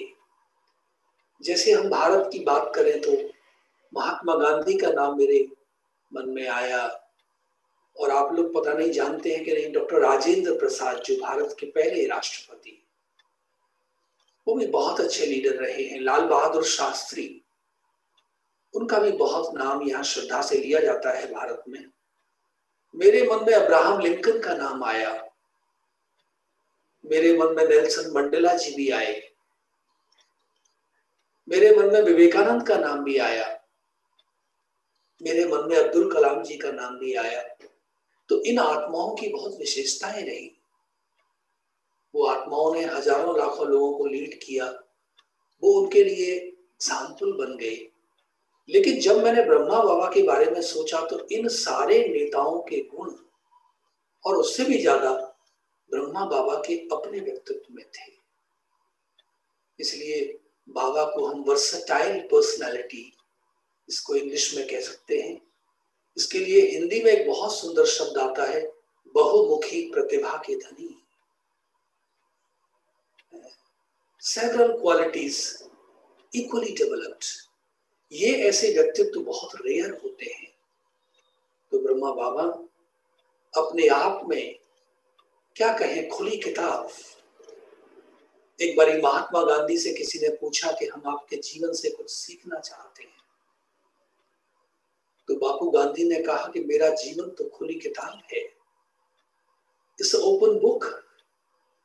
आप जो भी कुछ पढ़ना चाहें इसमें से पढ़ सकते हैं। तो सचमुच हमारे ब्रह्मा बाबा का जीवन भी खुली पुस्तक के समान। उनके पास कुछ भी छिपाने के लिए नहीं, उनके पास कुछ भी किसी से प्राइवेट नहीं, पर्सनल नहीं, सब कुछ बाबा ने जैसे कि अपना ओपन कर दिया। तो ये बहुत बड़ी बात है। ये बड़ी बाबा के जीवन से हमारे लिए बहुत सारे टेक अवेज हो सकते हैं। तो यदि हम उन बातों को अपने जीवन में लाते हैं तो हमारा व्यक्तित्व भी, हम सब मिनी ब्रह्मा हैं, हम सब भी छोटे ब्रह्मा हैं। तो हम सबके अंदर भी, चूंकि हम वंशज ही बाबा के हैं, we are all progeny of Brahma Baba, क्योंकि हम अपने नाम के पहले ब्रह्मा कुमार लिखते हैं, ब्रह्मा कुमारी लिखते हैं। तो कहते हैं जो बाप के गुण वो बच्चे के गुण, जो बाप की विशेषता है वो बच्चों की विशेषता है। तो भाइयों बहनों, हमें बहुत पुरुषार्थ नहीं करना, लेकिन हमें बार बार अपने आप को ये स्मृति दिलानी है कि मैं किसकी संतति हूं, मैं किसकी संतान हूं। गीता में एक प्रसंग आता है, मैं बाल्यकाल में गीता पढ़ा करता था। तो अर्जुन ने वहां भगवान को पूछा कि जो महानायक हैं, जो ग्रेट लीडर्स हैं, उनकी निशानियां क्या होंगी। तो वहां बहुत अच्छा उत्तर परमात्मा की तरफ से अर्जुन को मिला गीता में, मैं आपके साथ साझा करता हूं। वहां बताया गया, पुष्पादपि कोमलानी वज्रादपि कठोरानी। A leader is the one who's as strong as mountain and as soft as a flower. तो ब्रह्मा बाबा के व्यक्तित्व में ये दोनों ही बातें का कॉम्बिनेशन देखा गया। जब बाबा को किसी प्रोजेक्ट पे काम करना, जब बाबा को कोई नई सेवाओं की शुरुआत करनी, तो बाबा माउंटेन की तरह, रॉक की तरह स्ट्रॉन्ग, नहीं ये काम होना है। और जब बाबा परिवार में मिलते थे तो कितने मिलनसार, कितनी सारी दादियां, हमारी बड़ी बड़ी बहनें, बड़े बड़े दादाएं हमें बताते हैं, बाबा ने हमारे मुख में भोजन खिलाया। कई सारी दादियां हमें कहती हैं, बाबा ने हमें बोला हुआ था आप कभी भी मेरे कमरे में आ सकती हैं। ये बहुत बड़ी क्वालिटी है लीडर की, कि सच्चा लीडर वो है जो अवेलेबल है, जो उपलब्ध है, केवल बड़ों के लिए उपलब्ध नहीं है। वो जो ऑर्गेनाइजेशन का सबसे छोटा व्यक्ति है, जो ऑर्गेनाइजेशन में समझिए एक छोटा कार्य कर रहा है, हालांकि बाबा की सेवा कोई छोटी नहीं होती है, कहने में ऐसे आता है, वो भी कभी भी जाके बाबा से मिल सकता है। ये बहुत बड़े लीडरशिप क्वालिटी है, अवेलेबल होना, उपलब्ध होना। बाबा का सारा ही जीवन हम देखते हैं, जीवन पलटाने वाली अद्भुत कहानी अगर आप वो पढ़ें, बाबा की जो भ्राता जगदीश जी ने लिखी है, तो सचमुच हमारी आंखें खुल जाती हैं। बाबा ने क्या चमत्कार किया, बाबा ने कहां से अपनी यात्रा आरंभ की। हम सब जानते हैं कि बाबा का जो लौकिक जन्म था वो 15 दिसंबर 1876 हैदराबाद में हुआ। यद्यपि हम ब्रह्मा कुमारीज में उस जन्मदिन को बहुत ज्यादा हाईलाइट नहीं करते हैं, लेकिन फिर भी जब कहने में आता है, और बाबा का परिवार बहुत सामान्य था। दादा खूबचंद कृपलानी बाबा के लौकिक पिताजी का नाम, और वो एक छोटी सी पाठशाला जो होती है गांव में, उसके प्रधानाचार्य थे। कोई बहुत बड़ा परिवार नहीं था, लेकिन बाबा की लौकिक मां ने जब बाबा छोटे ही आयु में थे तो शरीर छोड़ दिया, और फिर थोड़े समय के बाद बाबा के लौकिक पिता ने भी शरीर छोड़ दिया। तो कहते हैं ब्रह्मा बाबा का झुकाव तब से ही आध्यात्मिकता की तरफ बढ़ता गया, बढ़ता गया, बढ़ता गया। और फिर थोड़े टाइम के लिए बाबा ने अपने चाचा जी के साथ थोड़ी उनकी ग्रोसरी की दुकान, जिसको हिंदी में हम किराने की दुकान बोलते हैं, वहां पर भी कार्य किया। और फिर बाबा मुंबई आ गए, तब तो लेखराजी थे, और मुंबई में बाबा ने हीरों का कारोबार, हीरों पर पॉलिश कैसे की जाए, वो कारोबार किया। और फिर बाबा अपनी मेहनत, बाबा अपनी लगन, अपनी निष्ठा, अपनी ईमानदारी, अपनी कर्तव्य निष्ठा के आधार पर अपने समय के सबसे बड़े व्यापारियों में से एक। बाबा का व्यापार उस टाइम पर बहुत नामी गिरामी था। हमें दादियों ने कई बारी बाबा की जीवनी के बारे में बताया है। बाबा की एक दो डायरिया भी हमने देखी है, 1930, 1931, 1932। तो बाबा, शिव बाबा ब्रह्मा बाबा को उस समय से ही तैयार कर रहे थे, आत्मिक अभ्यास बाबा को पक्का करा रहे थे। बाबा को दुनियादारी से वैराग्य आने लगा था। ब्रह्मा बाबा अपने आप से पूछते थे कि मैंने शोहरत भी पाई, मैंने दौलत भी पाई, मैंने नाम भी पाया, परिवार भी पाया, लेकिन मेरे जीवन का उद्देश्य मुझे समझ में नहीं आता है। आखिर मैं इस दुनिया में क्यों आया हूं? तो ये बहुत बड़ा प्रश्न है। आज सारी मानवता इस प्रश्न में उलझ गई है, जिसको हम लोग भक्ति मार्ग में भारत में सुनते थे, आए थे हरि भजन को ओटन लगे कपास। हम किस उद्देश्य को लेकर के इस दुनिया में आए, और कितने सारे लोग तो अपने उद्देश्य से भटक जाते हैं। लेकिन बाबा, चूंकि उनकी बैकबोन से बाबा थे, उस आत्मा को तैयार कर रहे थे। उस हीरे को नायाब हीरा, उस हीरे को कोहिनूर हीरा स्वयं शिव बाबा ने बनाया। और बाबा को, ब्रह्मा बाबा को वो आत्मा का पाठ इतना पक्का करा दिया अपनी पधरावणी से पहले ही, कि बाबा के कमरे में कोई भी प्रवेश करेगा तो बाबा तुरंत अपनी डायरी में लिख लेंगे, ये भी एक आत्मा है। ये बहुत बड़ा लेसन है। आप देखेंगे गीता की ज्ञान की शुरुआत ही आत्मिक अभ्यास से हुई, और जब अर्जुन संपूर्ण आत्मज्ञानी बन गए तो गीता समाप्त हो गई। नष्टो मोहा स्मृति लब्धा। क्योंकि जब तक हम संपूर्ण ज्ञानी नहीं बनेंगे भाइयों बहनों, तब तक हम नष्टो मोहा नहीं बन सकते। जब तक शरीर का भान, शरीर की स्मृति, शरीर का कारोबार हमारे मन में है, हम 100% नष्टो मोहा नहीं बन सकते हैं, जो हम योगियों का सबसे बड़ा उद्देश्य है जो ब्रह्मा बाबा ने अपने जीवन में पाया, ब्रह्मा बाबा ने अपनी तपस्या के द्वारा प्राप्त किया। हम सब जानते हैं कि यज्ञ की स्थापना कैसे हुई, कैसे कारोबार आगे बढ़ा, बाबा ने कैसे ओम मंडली की स्थापना की। उस टाइम पर भी बाबा का नाम ब्रह्मा बाबा नहीं था।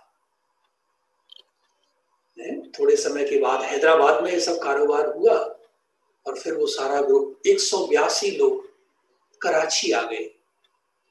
और जो यज्ञ के इतिहास में आता है कि 1948 में ये जो नाम दिया गया ब्रह्मा बाबा, कर्तव्य के आधार पर बाबा को ये नाम मुरलियों के द्वारा, बाबा की वाणी के द्वारा ये स्पष्ट हुआ और फिर बाबा का नाम ब्रह्मा बाबा कर्तव्य के अनुसार, बाबा का विजन, बाबा की दृष्टि, बाबा की कृति जैसे हद से बेहद में चली गई तो ब्रह्मा बाबा बन गए। बाबा के जीवन के बारे में हम सब जानते हैं। बाबा कितने विजनरी थे।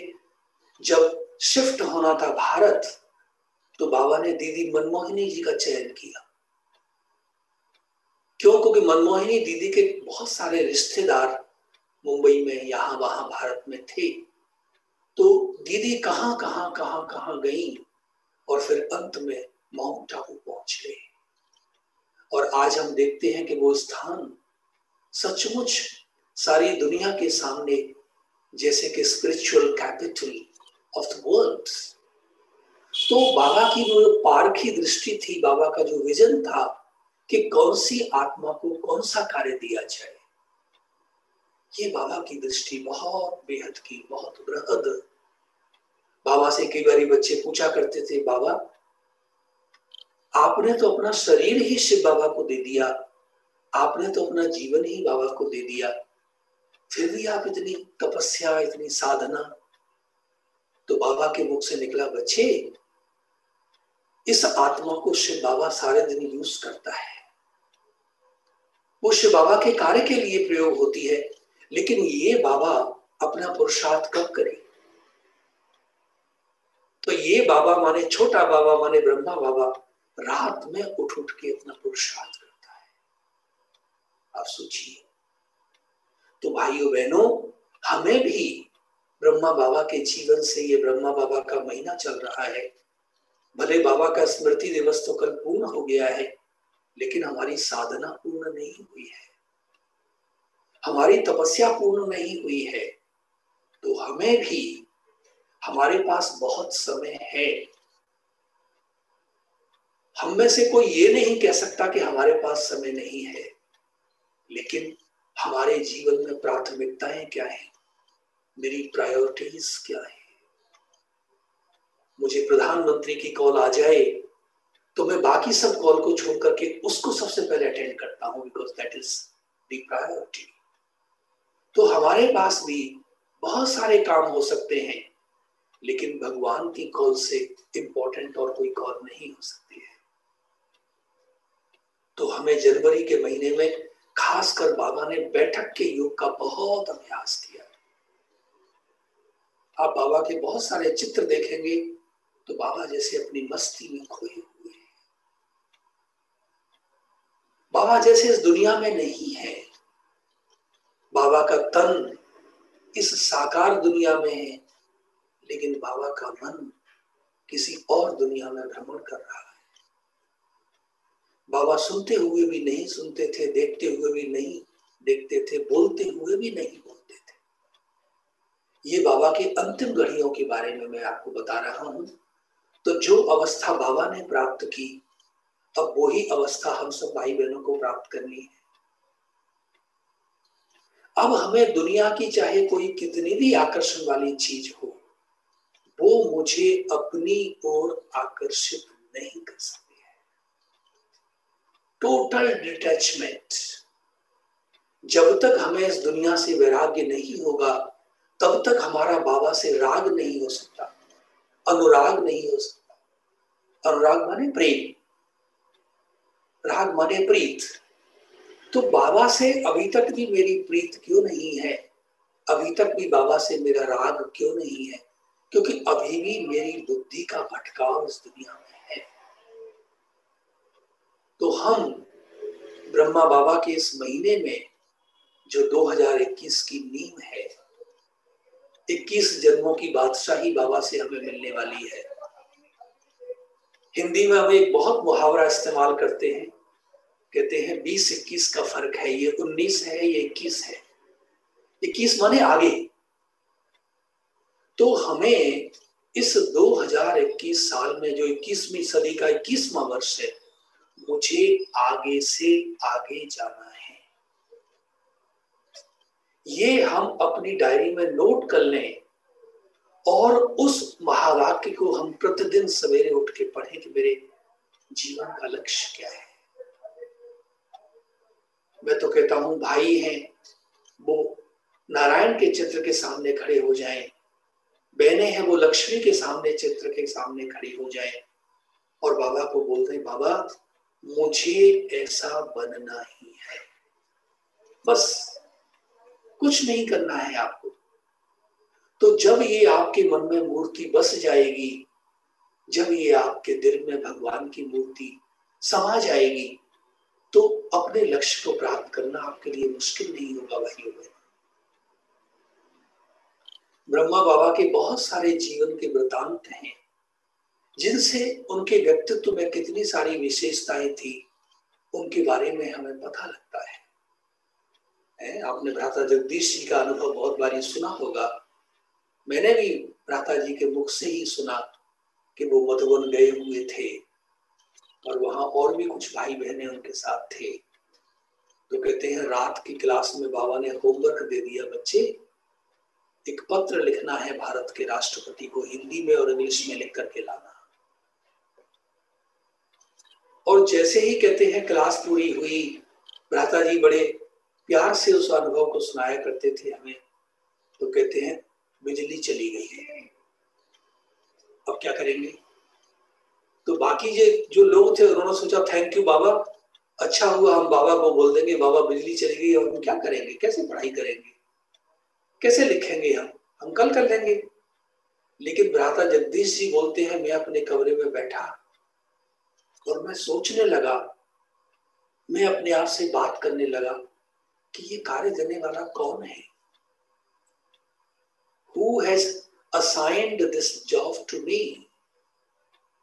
तो मुझे अंदर से आया कि ये तो भगवान ने कार्य दिया है, तो जरूर भगवान ने ये खूबी मेरे अंदर देखी होगी। और अगर भगवान ने ये खूबी मेरे अंदर देखी तो भगवान तो जान ही जाना नहा रहे हैं, क्या उनको ये पता नहीं होगा कि लाइट जाने वाली है? नहीं, मैं इस कार्य को करके ही सोऊंगा, करके ही दम लूंगा। और भ्राता जी कहते हैं मेरी नजर खिड़की से बाहर पड़ी तो मैंने देखा कि अंदर की लाइटें तो गई हुई हैं, लेकिन जो सड़क पर लाइट होती है, जो खंबे होते हैं जिसको इंग्लिश में स्ट्रीट लाइट बोलते हैं, कहते वो तो बल्ब चल रहा था। मेरे मन में संकल्प आया चलो, और वो कहते हैं मैं चला गया और सर्दियों के दिन थे, बहुत सर्दी थी। कहती है मैं उस खंबे के नीचे बैठ गया और मैं बार बार शब्द लिखूं फिर उनको काटूं, क्योंकि उस टाइम तो कंप्यूटर नहीं था, उस टाइम पर तो लैपटॉप नहीं थे, उस टाइम तो सब चीजें हाथ से लिखनी होती थी। तो वो कहते हैं मेरे मन में आता मैं कैसे शब्द लिखूं, क्योंकि इन शब्दों को भगवान पढ़ने वाले हैं। मैं कितना सुंदर लेख लिखूं, क्योंकि आज मेरी परीक्षा स्वयं से बाबा लेने वाले हैं। तो कहते हैं पहले मैंने हिंदी में लिखा, काटा लिखा, काटा लिखा, फिर थोड़ा मुझे लगा कि नहीं अच्छा बन गया है, फिर मैंने उसको इंग्लिश में ट्रांसलेट किया। और इतना कहते कहते भाई साहब कहते हैं कि लगभग अमृत वेले का समय होने वाला हो गया। तो मैं थोड़ा सा रेस्ट करके फिर अमृत वेला किया और फिर हम सवेरे मुरली में चले गए, जैसे बाबा के महावाक्य चलते थे। तो बाबा ने पूछा नहीं, तो वो जो दूसरे भाई बहने थे भ्राता जी कहते थे, वो सोचने लगे देखो सारी रात जगता रहा और देखो बाबा तो भूल ही गए, बुजुर्ग बाबा हैं, कहाँ इनको याद रहता है, अरे दे दिया होगा काम। लेकिन कहते हैं बाबा ने पूछा, बच्चों मैंने रात को होमवर्क दिया था, आपको याद है? तो कहते हैं सबका सिर नीचे हो गया। और फिर मैंने बाबा को वो दिखाया तो बाबा ने कहा, बच्चे बाबा ने मुझे वरदान दे दिया, बाबा ने मुझे कितना प्यार किया, बाबा ने मेरे सिर पर हाथ रख दिया।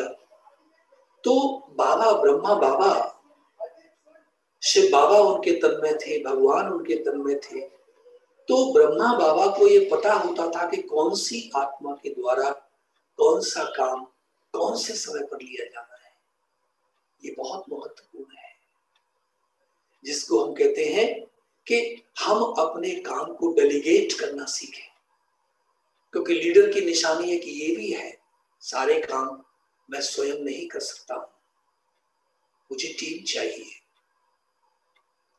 तो ब्रह्मा बाबा के व्यक्तित्व में टीम की भावना बहुत कूट कूट कर भरी हुई थी। और हम कई बार अपने मैनेजमेंट के लेक्चर्स में बताते हैं, TEAM जो शब्द है इंग्लिश का, ये बहुत प्यारा शब्द है, बहुत मीनिंगफुल शब्द है।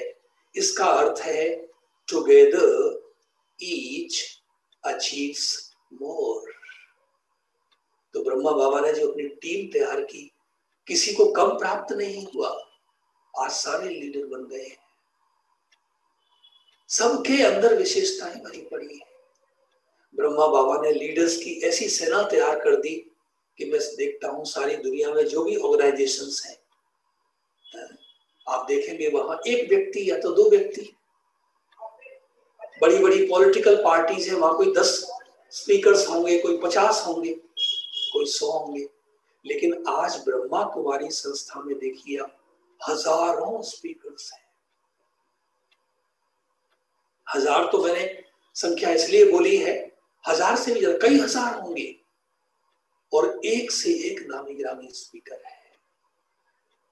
तो कहते हैं लीडर वो है जो अपने समान और लीडर तैयार करे। दादी प्रकाश मणि जी का हम अनुभव सुनते थे, जब हम भट्टी करने जाया करते थे ऊपर पांडव भवन में, तो दादी हमें क्लास भी कराती थी और बाबा के साथ के बहुत अनुभव सुनाया करती थी। तो हमारा मन बहुत रोमांचित होता था। तो दादी कहती हैं, कैसा ड्रामा का देखो विचित्र पार्ट है, जानी जाननहार बाबा कैसे जानते थे। कहते हैं मैं तो पार्टी लेकर के मधुबन आई हुई थी जनवरी के महीने में। उस टाइम दादी प्रकाश मणि जी गांव देवी सेंटर, जो हमारा मुंबई में है, जहां हमारे आदरणीय भ्राता रमेश शाह जी रहे, जहां हमारी उषा दीदी रही, जहां आजकल हमारी नेहा बहन रहती है, जहां आजकल हमारी आदरणीय दादी गुलजार जी विश्राम कर रही है, वो बहुत प्रमुख स्थान है। तो दादी प्रकाश मणि जी वहां रहते थे और वो ग्रुप लेकर के आए, तो 3-4 दिन रहने का होता था। तो कहते हैं बाबा ने मुझे बोला, बच्ची रुको। तो दादी कहती है, मुझे मन में इतना आश्चर्य हुआ कि बाबा कहता था, बच्ची बादल भर गए ना, अब जाओ। कहते हैं 3-4 दिन से ज्यादा मुझे कभी मधुबन में रुकने ही नहीं दिया, लेकिन ब्रह्मा बाबा के द्वारा शिव बाबा जानते थे कि अभी इतिहास में एक नया मोड़ आने वाला है। और सचमुच कहते हैं प्रयागराज में उस टाइम पर अर्ध कुंभ लगा हुआ था, तो दीदी मनमोहिनी जी वहां पर भेजा हुआ था बाबा ने। तो दादी जी को रोक लिया गया और कहते हैं दादी जी अपने अनुभव में सुनाते थे कि बाबा ने अपने पूरे 33 वर्ष के जीवन में कभी भी मुरली नागा नहीं की। सवेरे बाबा के महावाक्य चलने ही थे, लेकिन 18 जनवरी को बाबा के महावाक्य सवेरे नहीं चले, क्योंकि बाबा का रथ थोड़ा अस्वस्थ था। आत्मा तो संपूर्णता की ओर बढ़ रही थी, लेकिन बाबा का रथ थोड़ा ऊपर नीचे था। तो कहते हैं बाबा ने सवेरे मुरली नहीं चलाई और बाबा शाम को जो अपना डिनर करते थे, रात्रि भोजन, वो प्राय 8:30 बजे के आसपास किया करते थे, लेकिन उस दिन बाबा ने 7:30 बजे भोजन कर लिया। देखो कैसे जानी जाननहार बाबा अपना हर कार्य एक्यूरेट कराते हैं। और फिर दादी जी कहती थी, बाबा ने कहा बच्ची सबको बुलाओ, बाबा सबसे क्लास में मिलेंगे। तो ऐसे क्लास का टाइम 8:30 बजे हुआ करता था, 8:15 बजे, 8 बजे के बाद कहने का भाव ये है। उस दिन थोड़ी पहले क्लास बुलाई गई और सभी भाई बहनों को बोल दिया कि भोजन करके सबको आना है। देखो मतलब ब्रह्मा बाबा को अंदर से पूरी तरह यह आभास था कि अब इस आत्मा को संपूर्णता की ओर बढ़ना है, और उसके बाद तो ये बच्चे भोजन नहीं कर पाएंगे। इसलिए बाबा ने पहले ही बोल दिया कि सब बच्चे भोजन करके क्लास में आएंगे, रात्रि भोजन। और एक और घटना उस बीच में हुई। कहते हैं बाबा के 2 दिन फिक्स थे जिस दिन बाबा सारे पत्रों के उत्तर दिया करते थे। तो कहते हैं 18 जनवरी को बाबा ने निमित्त दादी को बुलाया। वो दिन पत्र लिखने का नहीं था, लेकिन बाबा ने जो भी पत्र बाबा के पास आए हुए थे उन सब के जवाब भी उस दिन लिखवा दिए। बाबा अंदर से जानते थे, जिसको हम भक्ति मार्ग में कहते हैं इच्छा मृत्यु। तो ब्रह्मा बाबा को ये वरदान था। बाबा ने अपनी इच्छा से संपूर्ण बनने के बाद फिर बाबा ने मृत्यु का आवाहन किया, क्योंकि ये शरीर तो नाशवान है। शरीर का तो एक ना एक दिन ये तो मिलके ही बना है पंच तत्वों से। बाबा जानते थे कि इसको तो पंच तत्वों में मिलना ही है, लेकिन वो कार्य बाबा ने अपनी इच्छा से किया। ये भारतीय दर्शन में भक्ति मार्ग में माना जाता है कि ये योगियों का बहुत बड़ा लक्षण है कि जो मृत्यु को अपनी इच्छा से, अपनी विश से आवाहन करे। तो ये जो एक्टिविटीज उस दिन हुई 18 जनवरी को, सचमुच जैसे कि बाबा अंदर से अपने आप को संपूर्णता की ओर ले जा रहे थे। बाबा कर्मातीत अवस्था की ओर बढ़ रहे थे। जो हम गीत कई बारी सुनते हैं, बहुत प्यारा गीत है और बहुत ही क्या कहेंगे अर्थ सहित गीत है कि कर्म भोग पर कर्म योग को विजय मिली उन्हें हर्ष था। माने अंत तक भी कर्म भोग ने बाबा का भी साथ छोड़ा नहीं, बाबा को भी। तो दोनों में जब द्वंद्व चल रहा था तो कहते हैं एक क्षण ऐसा आया कि जब कर्म भोग जो है वो कम पड़ गया और कर्म योग जो है उसका पड़ना भारी पड़ गया और आत्मा उड़ के चली गई सूक्ष्म बदन में। दादी प्रकाश मणि जी अपना अनुभव सुनाती हैं। दादी जी ने वो नजारा सारा देखा। हम सब ने यज्ञ के इतिहास में वो पढ़ा है। दादी जी ने बाबा को पूछा, बाबा आपका स्वास्थ्य ठीक नहीं है, आपका रथ ठीक नहीं है, डॉक्टर को बुलाया जाए। तो कहते हैं बाबा ने उत्तर दिया, बच्ची ये बाबा सुप्रीम डॉक्टर से बात कर रहा है। आप सोचिए ब्रह्मा बाबा का ध्यान कहां था। और सचमुच दादी बताती हैं कि बाबा ने मेरे हाथ में हाथ दिया और बस दृष्टि दिए जा रहे हैं, दृष्टि दिए जा रहे हैं, दृष्टि दिए जा रहे हैं। तो दादी कहती थी मुझे ऐसा अनुभव हुआ कि जैसे सारी पावर्स बाबा ने मुझे बिल कर दी। उस थोड़े समय की दृष्टि में, थोड़े समय की जो बाबा की पावरफुल सकाश मिली। कहते हैं दादी मुझे इतनी ताकत, मुझे इतनी शक्ति। और दादी कहती है मुझे जब डॉक्टर को बुलाया गया, बाबा ने, डॉक्टर ने बोल दिया कि बाबा तो नहीं है अभी।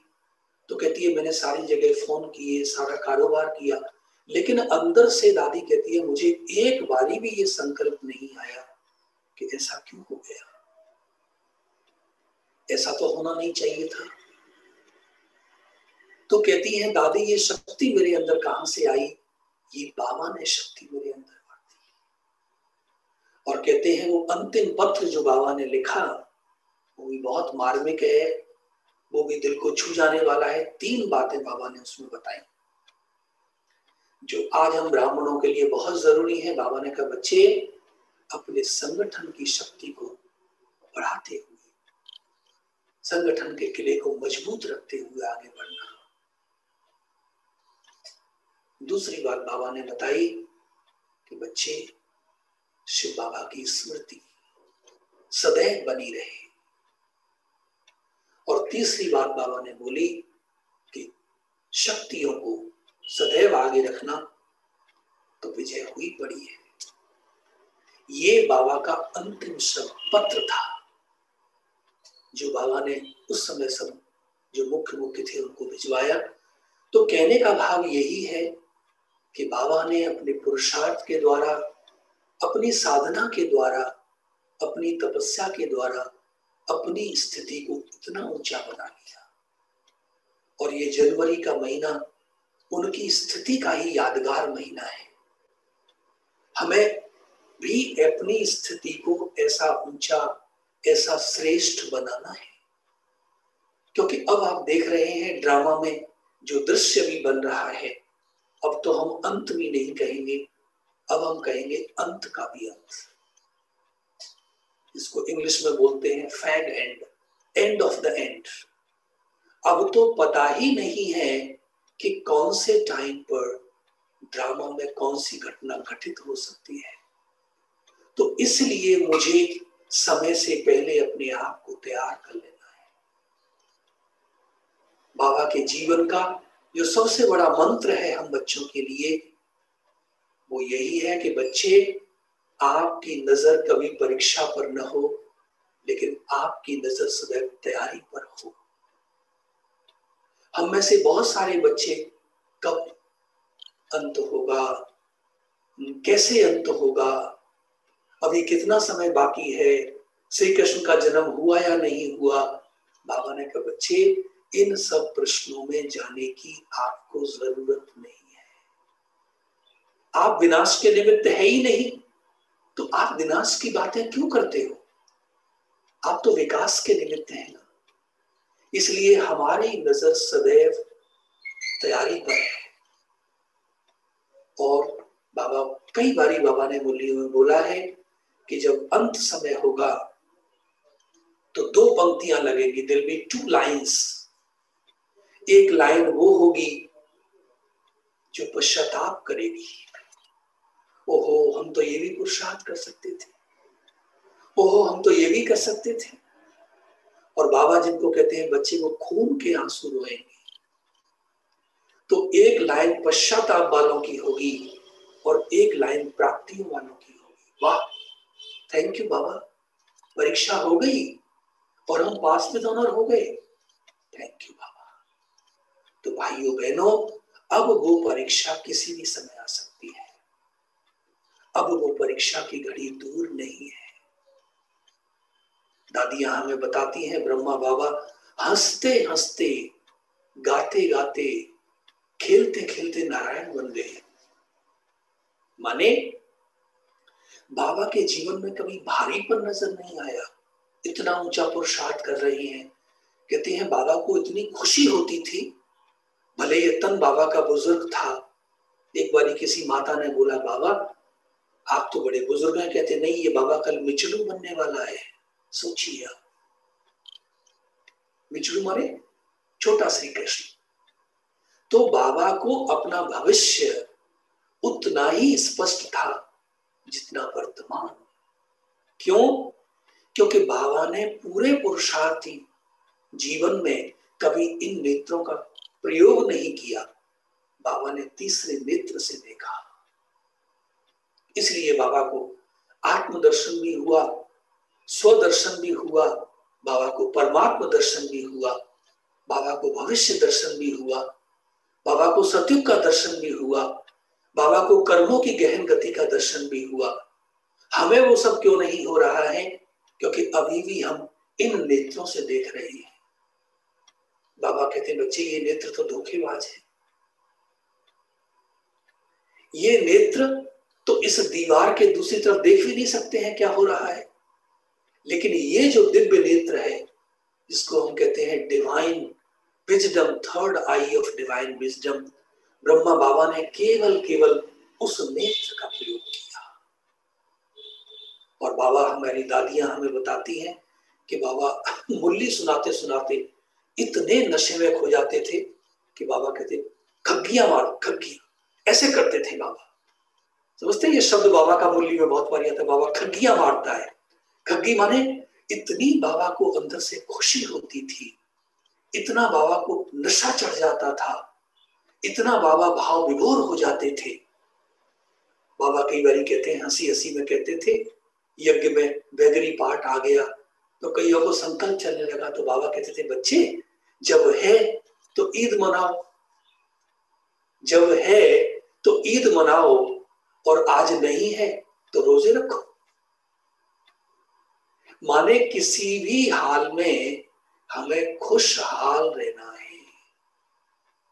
बाबा के चेहरे पर कभी भी चिंता के चिन्ह नहीं देखे गए। जो भोजन के निमित्त हैं वो बार बार बोल रही हैं, दादा बाबा 12 बजने वाले हैं,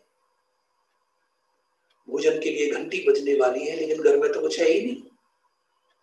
तो जब बाबा ने उनके चेहरे पर चिंता की लकीरें देखी तो कहा, बच्ची ये आपका यज्ञ है? नहीं बाबा। तो जब इस बाबा के चेहरे पर कोई चिंता की लकीर नहीं है तो आप किस बात की चिंता कर रही हैं?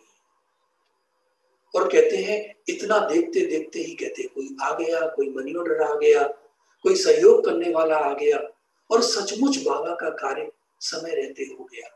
ये है भगवान का कार्य। बाबा ने हमें रूखे सूखे योगी नहीं बनाया है। दुनिया में तो नाम रखते हैं परमानंद, नाम रखते हैं श्यामानंद, लेकिन आनंद नहीं है वहां जीवन में, केवल नाम है। लेकिन बाबा ने कहा, बच्चे अगर तुम्हारे पास पैसा है तो तुम लारकाना देख के आओ, घूमो फिरो। सिंध में लारकाना एक बहुत प्रमुख जगह है। तो कहने का भाव क्या है, बाबा ने कभी भी हमें, अगर हमारे पास धन है, हम अच्छी गाड़ी ले सकते हैं ले, हम अच्छे कपड़े पहनने हैं पहने, लेकिन बाबा कहते थे, बच्चे जब आप तपस्या करने बैठो, जब आप साधना करने बैठो, जब आप योग में बैठो, तो वो चीजें आपको याद नहीं आनी चाहिए। क्योंकि बाबा ने ये साधन हमारी साधना को बढ़ाने के लिए दिए। लेकिन मनुष्य का स्वभाव क्या है कि जैसे ही साधन आते हैं तो उसकी साधना कम होने लगती है। तो ये हम बार बार अपने आप से पूछें कि साधन तो बाबा मुझे दे रहे हैं, और ज्यादा साधन मिलेंगे। अभी तो सारी दुनिया के लोग अपना दुकान, अपना मकान, अपना गहने सब लेकर के आएंगे, ले लो हमारा। लेकिन बाबा कहते, बच्चे उनके बीच में रहते हुए भी आप अपने आप को इन सब चीजों से निर्लिप्त, कर्ता भाव से परे, ये गीता के शब्द हैं, निर्लिप्त। किसी चीज में मेरा अटैचमेंट नहीं है। मैं कई बार गीता पर भी बोलता हूं तो कई बार प्रश्न पूछ लेते हैं लोग, सार बताइए 1-2 शब्दों में गीता का। तो मैं उनको बोलता हूं गीता का सार है डिटैच्ड इन्वॉल्वमेंट। हर कार्य हमें करना है, लेकिन मुझे पता है कि कार्य अलग है और मैं अलग हूं। कार्य कराने वाला मुझसे कार्य करा रहा है, मैं तो केवल निमित्त हूं। बाबा के जीवन में निमित्त शब्द कहते हैं। दादा नारायण ने भी मांगा, बाबा हमें कुछ पैसा दो, कुछ धन दो, कुछ कारोबार फलाना करें। तो बाबा ने कहा, बच्चे मेरा भी धन पर कोई अधिकार नहीं है, तो बड़े बाबा का हो गया सब कुछ। सोचिए आप कि मोह की पराकाष्ठा, नष्टो मोह में बाबा कितने ऊंचे चले गए। वरना तो अपना कोई पुत्र हो तो दुनिया में लोग क्या नहीं कर देते हैं। लेकिन बाबा ने एक बारी देकर के कहते उस धन को कभी हाथ नहीं लगाया। सोचिए आप कितना बड़ा त्याग, और फिर उसका कहीं वर्णन भी नहीं किया। आज हम बाबा के घर में कुछ देते हैं, हम वर्णन करते हैं हमने बाबा के घर में इतना दिया। बाबा कहते, बच्चे आपने तो कच्चा फल खा लिया। और बाबा कहते, बच्चे आप क्या दे रहे हो, आप भोले भंडारी को क्या देंगे। अरे आपका ये सौभाग्य है कि भगवान के घर में धन सफल करने का बाबा ने आपको बुद्धि मिल गई है। और बाबा कभी किसी का रखने वाला नहीं है। बाबा कहते बच्चे आपको कितने गुना वापस होकर के सब मिलने वाला है, तो हम कहाँ दे रहे हैं। कल के बाबा ने महावाक्यों में बोला ये स्पिरिचुअल बैंक है। बाबा के शब्द आपको सुना रहा हूं एज इट इज। 4 आने जमा करोगे तो बाबा 1000 गुना उसको करके दे देगा। तो भाइयों बहनों, ये ब्रह्मा बाबा का महीना, ब्रह्मा बाबा का व्यक्तित्व, ब्रह्मा बाबा का कृतित्व, ब्रह्मा बाबा की जीवनी सचमुच हमारे सामने जैसे कि आईना है, दर्पण है। हम सब कुछ उसमें देख सकते हैं। तो हम अपने साथ साक्षी भाव से देखें कि मुझे भी छोटा ब्रह्मा तो बनना है ना। हम सब क्रिएटर हैं बाबा के साथ।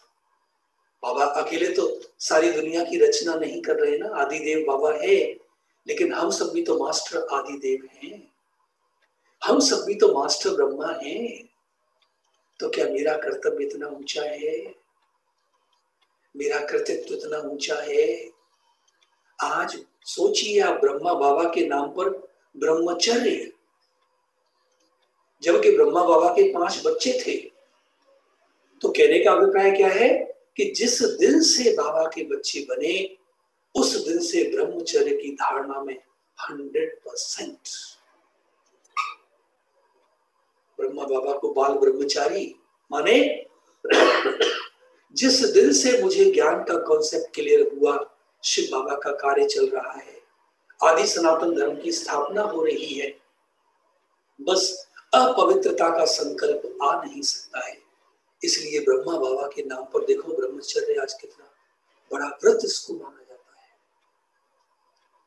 ब्रह्मा बाबा के नाम पर ब्रह्मचारी और ब्रह्माचारी, ब्रह्मा बाबा के आचरण पर चलने वाले।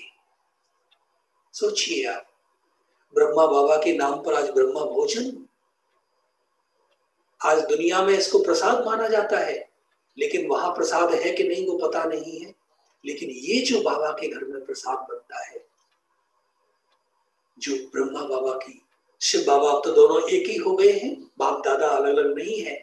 तो बाबा की याद में जो भोजन बनाया जाता है ये महाप्रसाद है। आप अपने घरों में भी जब भी भोजन बनाएं, मैं तो कहता हूं हर भाई बहन के घर में बाबा को हर दिन भोग लगना चाहिए। हम तभी ब्रह्मा कुमार अथवा कुमारी कहलाने के लायक बन सकते हैं। अगर हमारे घर में ब्रह्मा भोग नहीं लगता है, बाबा को भोग नहीं लगाया जाता है, तो बाबा कहते बच्चे आपने चोरी का अन्न खाया, क्योंकि आपने दाता को तो खिलाया ही नहीं। तो जो भी माताएं सुन रही हैं, जो भी भाई सुन रहे हैं, आज से ये प्रतिज्ञा करें कि हमें ब्रह्मा भोजन का कितना गायन है। बाबा को 3 बारी भोजन खाएं तो 3 बारी भोग लगाएं, 2 बारी भोजन खाएं तो 2 बारी। आपको भूख नहीं है, लेकिन बाबा को तो भूखे नहीं रख सकते ना। और वैरायटी बना करके खिलाएं। और जब भोजन सामने आए तो पहले मैंने बाबा को भोजन खिलाया, पहला ग्रास, फिर बाबा ने मुझको खिलाया। तो अब वो भोजन नहीं रहा, अब वो महाप्रसाद बन गया। और आपका घर घर नहीं रहा, अब आपका घर मंदिर बन गया। ब्रह्मा बाबा के नाम पर ब्रह्म मुहूर्त, आप सोचिए। ब्रह्मा बाबा की पराकाष्ठा त्याग की देखिए, तपस्या की देखिए कि आज लोग कहते हैं ब्रह्म मुहूर्त में उठना माने अगर आपको जीवन में कोई बड़ी उपलब्धि प्राप्त करनी है, जीवन में कोई चमत्कार प्राप्त करना है। दुनिया के बड़े बड़े जो थिंकर्स हैं, जो बड़े बड़े मैनेजमेंट गुरु हैं, वो कहते हैं मिरेकल मॉर्निंग्स। उन्होंने शब्दों का रूप ऐसा दे दिया है, लेकिन वास्तव में वो मिरेकल मॉर्निंग्स क्या है? बस ब्रह्मचर्य, सवेरे उठ जाए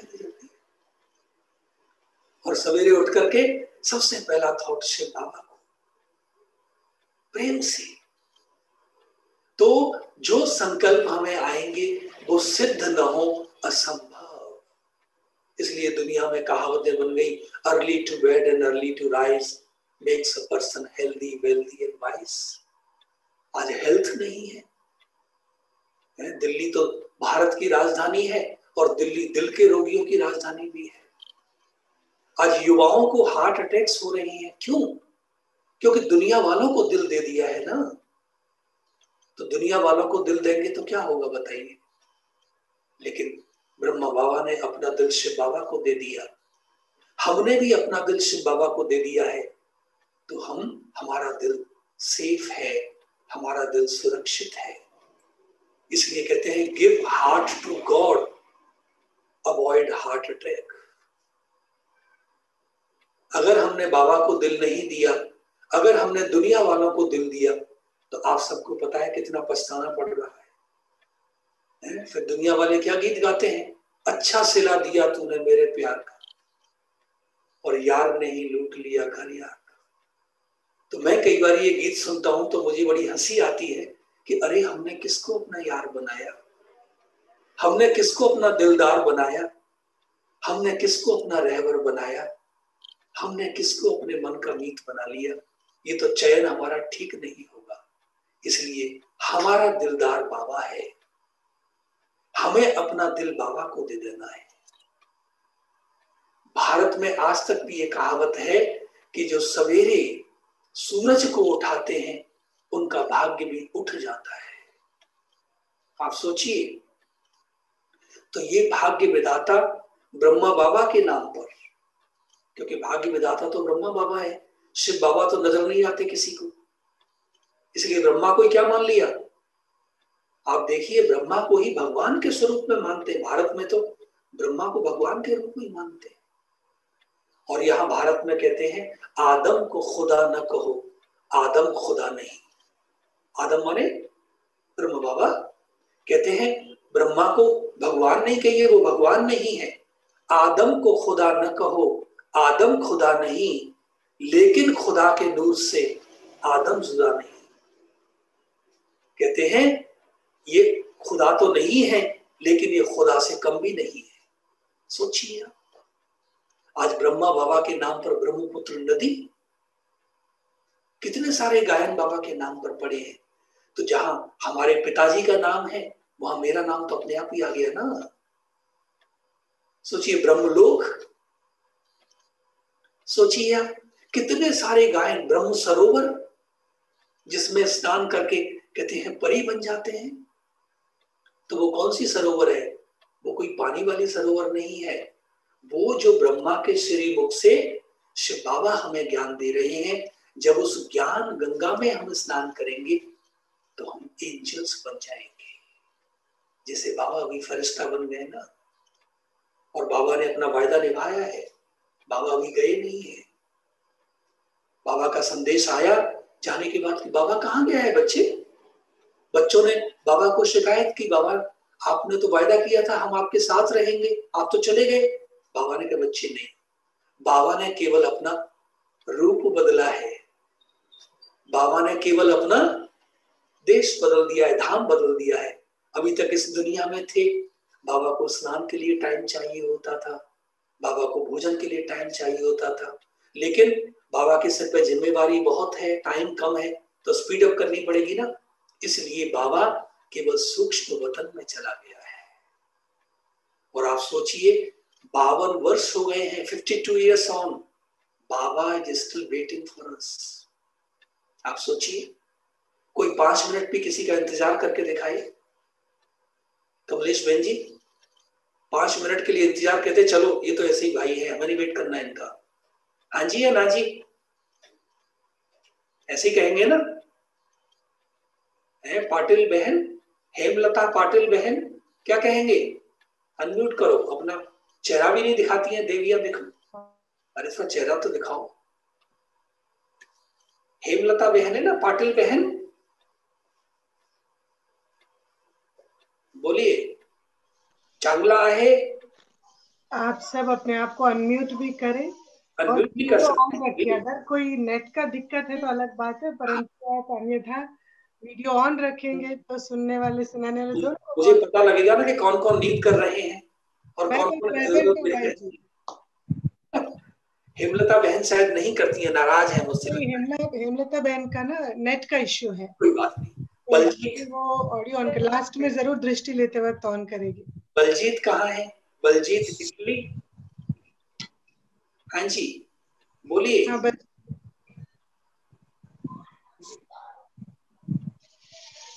बोलती हैं कुछ बलजीत? हाँ बलजीत बहन बोल सकते हैं। बलजीत बहन आर यू देयर? शायद संकोच कर रही है। ऑडियो एंड वीडियो या आउट ऑफ सिलेबस तो नहीं पूछ लिया मैंने, कुछ डर गई है?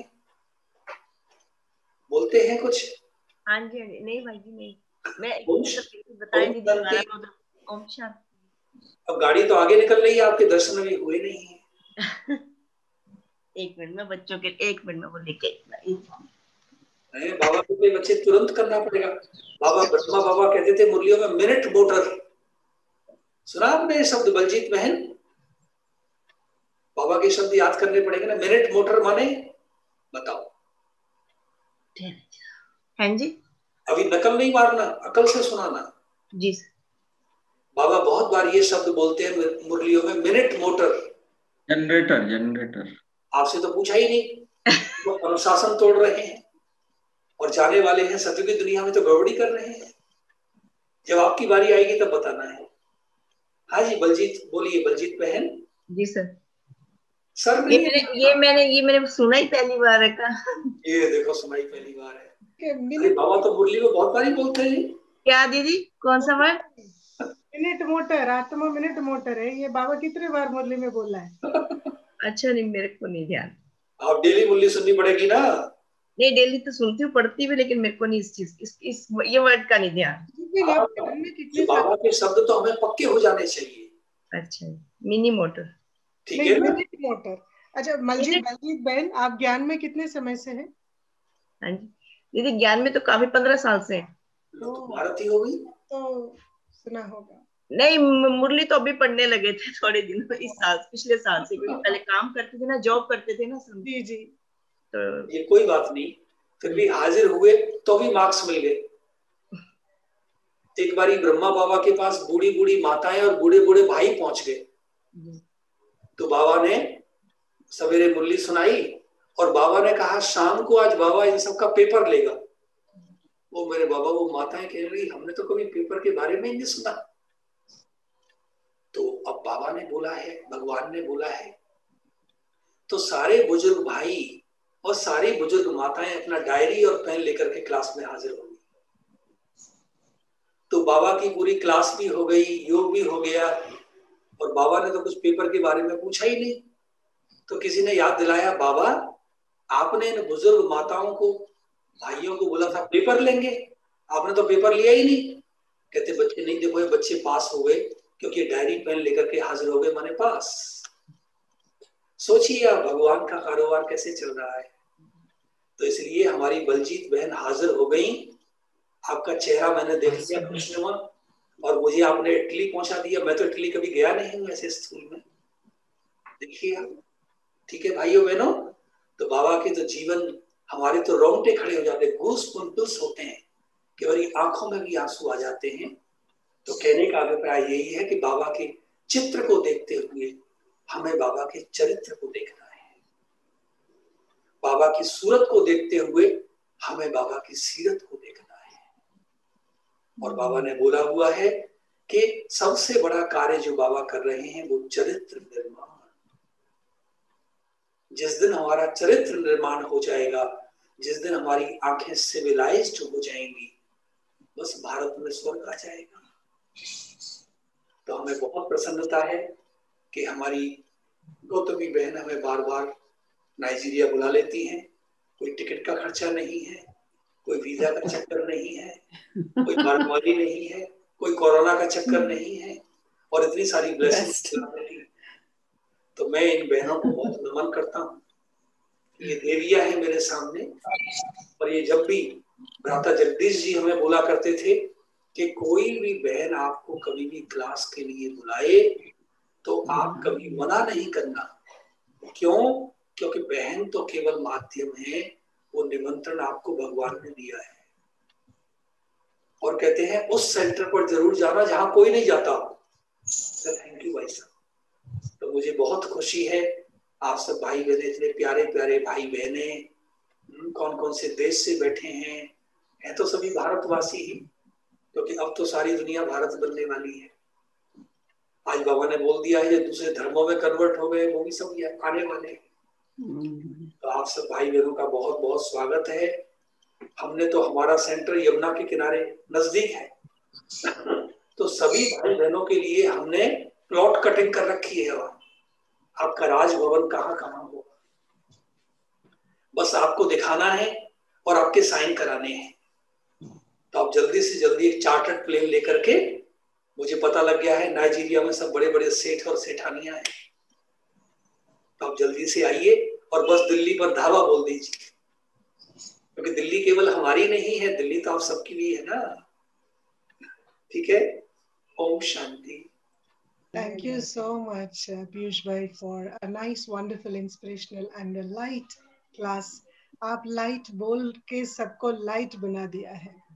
सब धारणाओं को एकदम जैसे सहज तरीके से बोलते हुए आपने सभी को बना दिया। Thank you so much for that wonderful sharing. आप सबके लिए गुड न्यूज़ है कि पीयूष भाई जी हमारे साथ और भी समय देने के लिए राजी है, और every Tuesday from today we will have a great opportunity and fortune to listen to Piyush Bhai ji. हाँ जी, सब खुश है, सब खुश है, ताली मार रहे हैं। मैंने बोला ही नहीं ताली मारने को। वेरी गुड, ये मेरा सौभाग्य है। तो बाबा का मास है, परंतु आगे भी जैसे टॉपिक्स है उस तरीके से भाई जी हमको अवगत कराएंगे। I think we will make it a nice public event, जैसा भी हम लोगों को इसमें इस श्रृंखला में ऐड कर सकते हैं। भारत का समय 12 से 1 बजे, 1 घंटा is very ideal, so we will try to include the invitation being more publicly openly available for everyone. तो अगले ट्यूसडे को टॉपिक रहे या ब्रह्मा बाप की बातें रखें?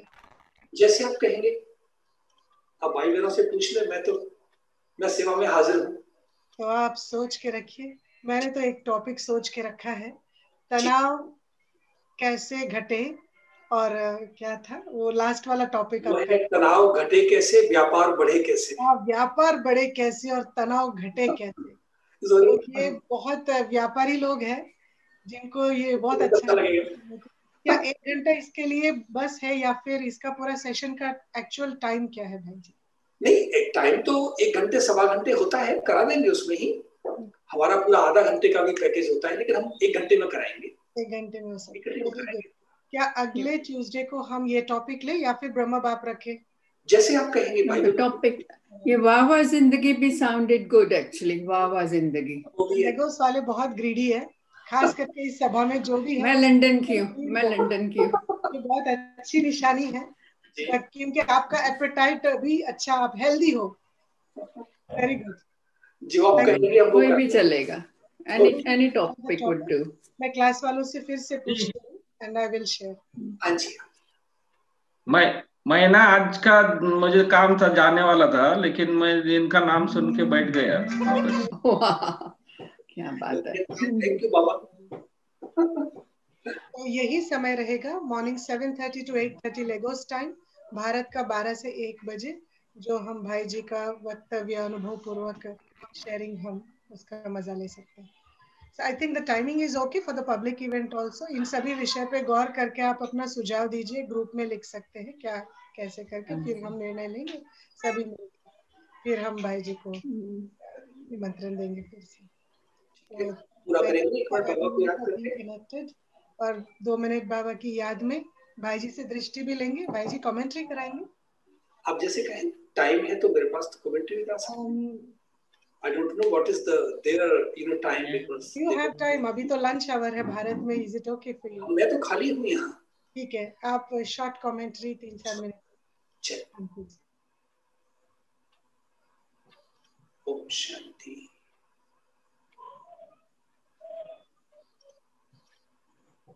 अपने संकल्पों को बाहर की दुनिया से समेट लीजिए।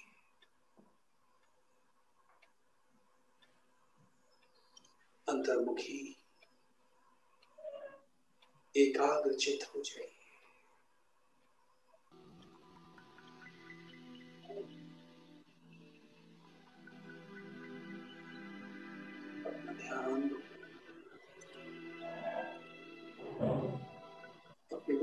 के बीचों बीच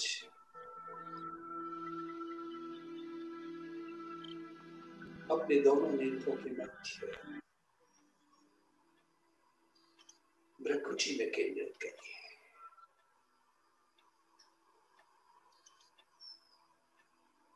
स्वयं को चमकती हुई मणि आत्मा देखिए।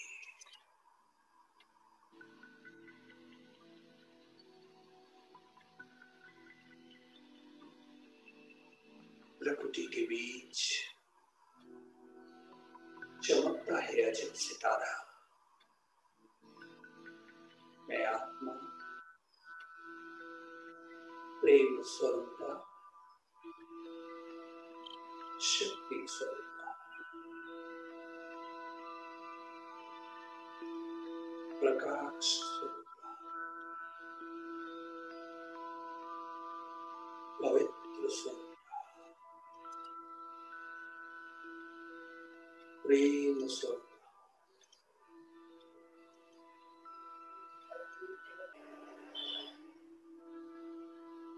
आप दादा से और मुझसे होते हुए चारों ओर के वातावरण में फैलती जा रही है।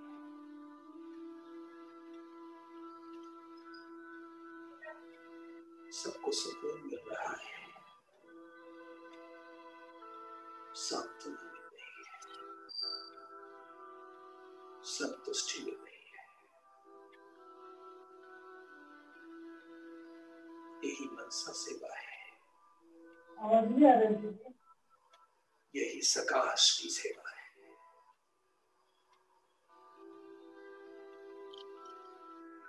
ओम शांति, ओम शांति, ओम शांति।